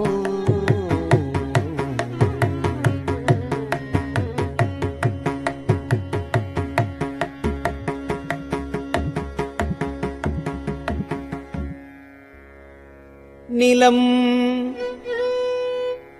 நீர் நெருப்பு உயிர் நீள் விசும்பு நிலா பகலோன்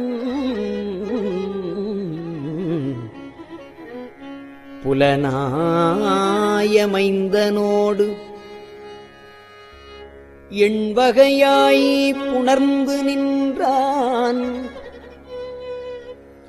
உலகு 7 எனத் திசை 10 எனத்தான் ஒருவனுமே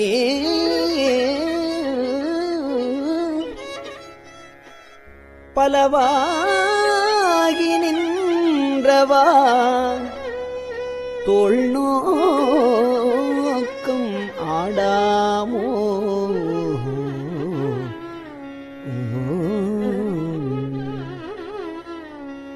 புத்தன் முதலாய புல்லறிவிற்பல் சமயம்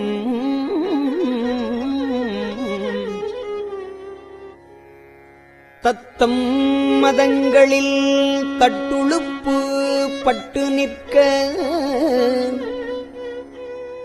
சித்தம் சிவமாக்கி செய்தனவே தவமாக்கும்.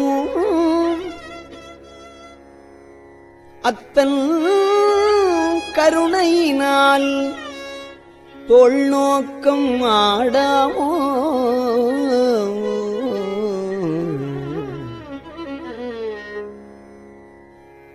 தீதில்லை மாணி சிவகருமம் சிதைத்தானை சாதியும் வேதியன் தாதை தனை தாழிரண்டும் சேதிப்ப தீதில்லை மாணி சிவகருமம் சிதைத்தானை சாதியும் வேதியன் தாதைதனை தாழிரண்டும் சேதிப்ப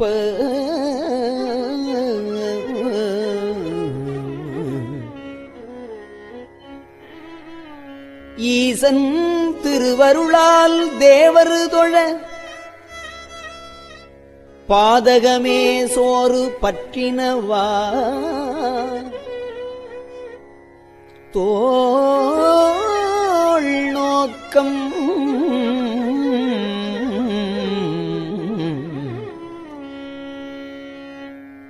தோள் நோக்கம்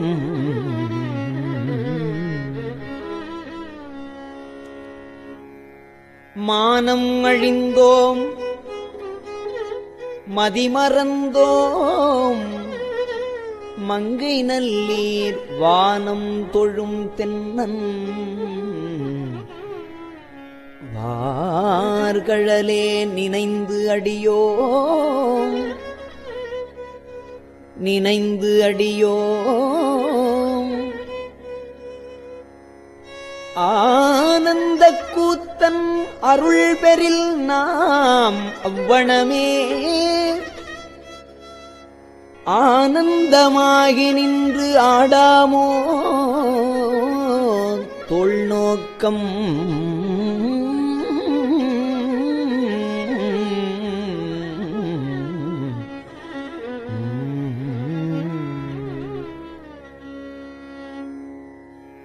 எண்ணுடை மூவர் இராக்கதர்கள் எரி பிழைத்து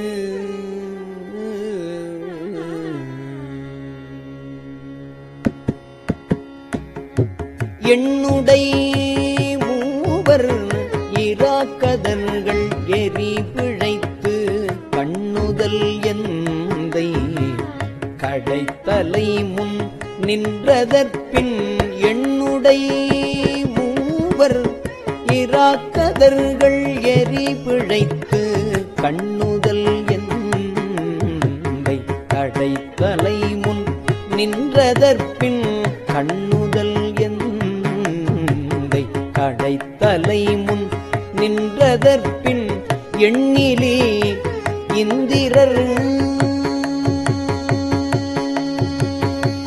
எண்ணிலே இந்திரர் எத்தனையோ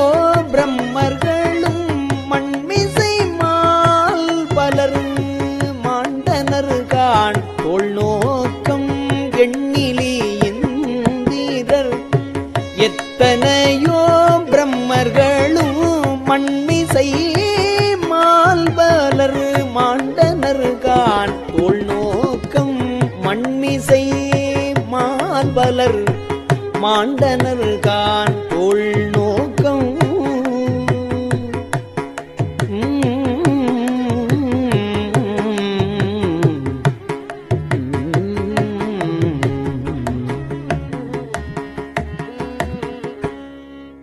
பங்கயம் ஆயிரம் பூவினில் ஓர் பூக்குறைய தம் கண் இடந்து அரண் சேவடி மேல் சாத்தலுமே சங்கரன் எம்பிரான் சக்கரம் மார்க்கு அருளியவாறு எங்கும் பரவினாம் தோள் நோக்கம் ஆடாமோ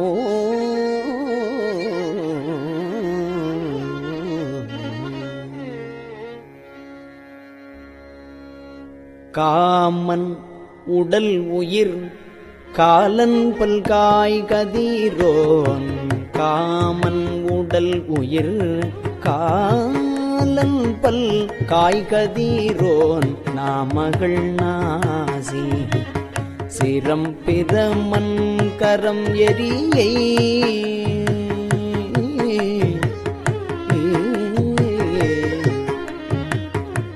காமன் உடல் உயிர்காலன் பல் காய் கதிரோன் நாமகள் நாசி சிரம் பிரமன் கரம் எரியை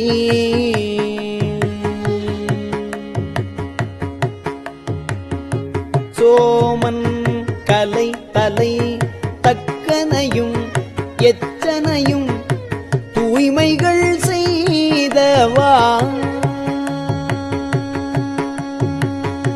தூய்மைகள் செய்தவா தோள் நோக்கம் ஆடாமோ தூய்மைகள் செய்தவா தோள் நோக்கம் ஆடாமோ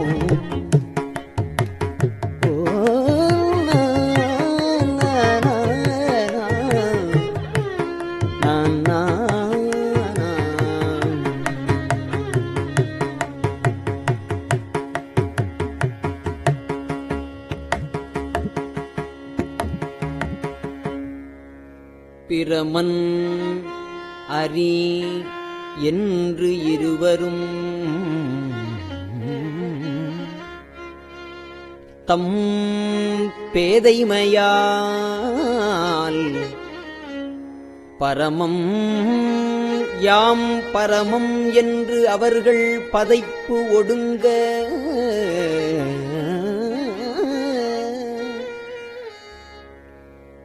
அரணார் அழல் உருவாய் அங்கே அளவு இறந்து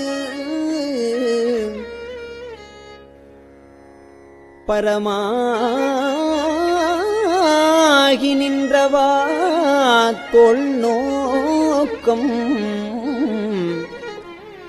ஆடாமோ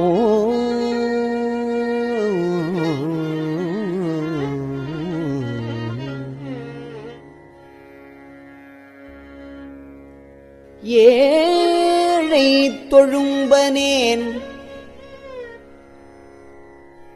எத்தனையோ காலமெல்லாம் பாழுக்கு இறைத்தேன் பரம்பரனை பணியாதே எத்தனையோ காலமெல்லாம் பாழுக்கு இறைத்தேன் பரம்பரனை பணியாதே ஊழி முதல் சிந்தாத நன்மணி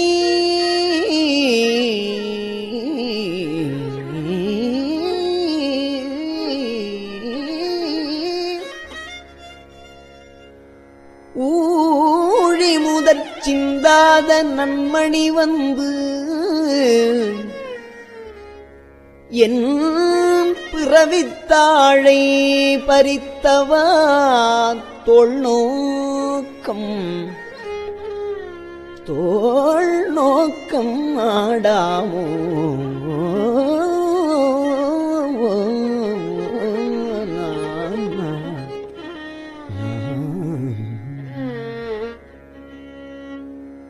உரை மாண்ட உள்ளொளி உத்தமன் வந்து உரை மாண்ட உள்ளொளி உத்தமன் வந்துளம் புகழும் கரை மாண்ட காம பெருங்கடலை கடத்தலுமே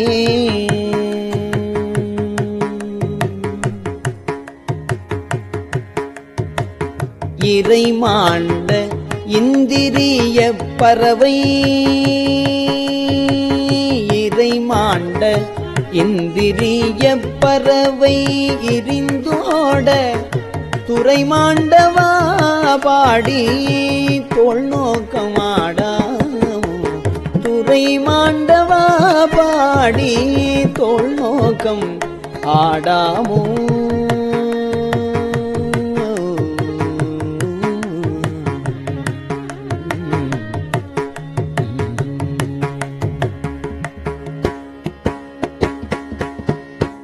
திருச்சிற்றம்பலம்.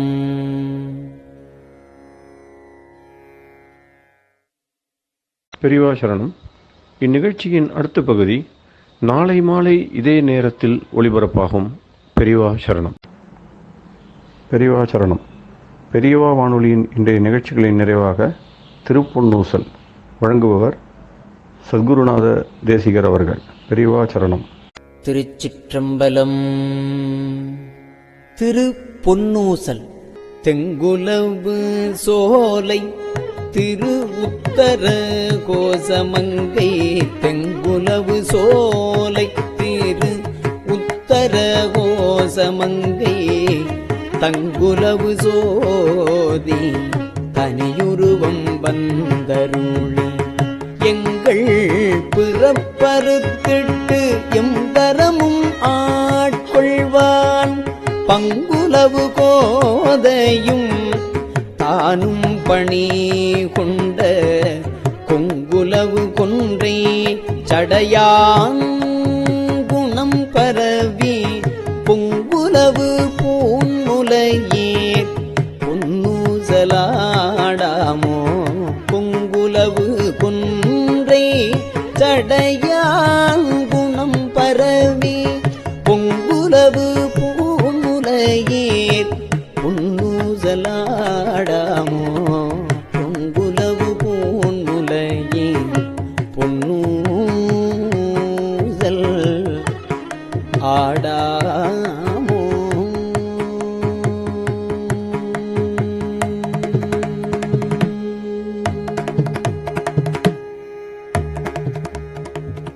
திருச்சிற்றம்பலம்.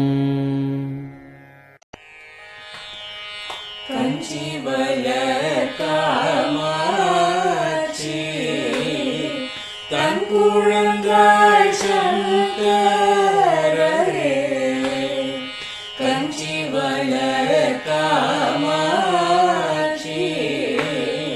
தன் குழந்தாய் சங்கரரே குரு சந்திரசேகரரே உறங்கிடுவீர்களே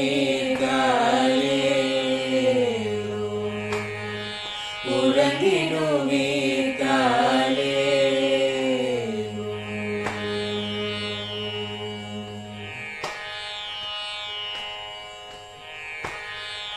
ஆதிகுரு சங்கரராய் அன்றொரு நாள் வந்தவரே அறுபத்து எட்டாகும்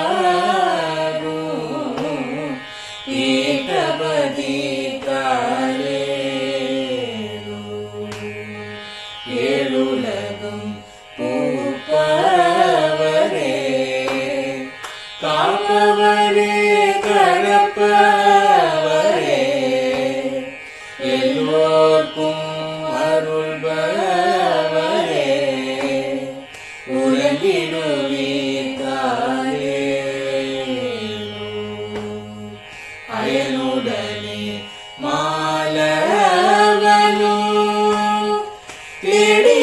பொற்பதத்தவரே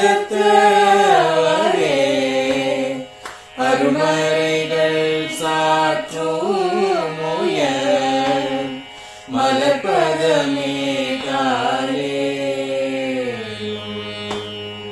முக்தி நிலை எய்திடவே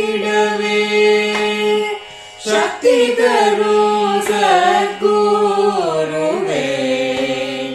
முக்தி நிலை எய்திடவே சக்தி தரும் சத்குருவே நித்தமெங்கள் நாவீசையில் நித்திரை கொள்தாரே நித்தமெங்கள் நாவீசையில் நித்திரை கொள்தாளே நித்தமெங்கள் நாவீசையில் நித்திரை கொள்தாளே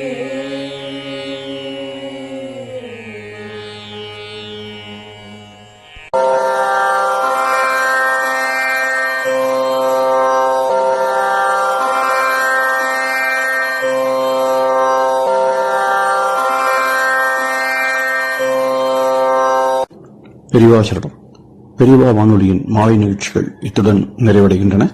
எமது அடுத்த ஒளிபரப்பு நாளை காலை இந்திய நேரப்படி 6 மணிக்கு துவங்கும்.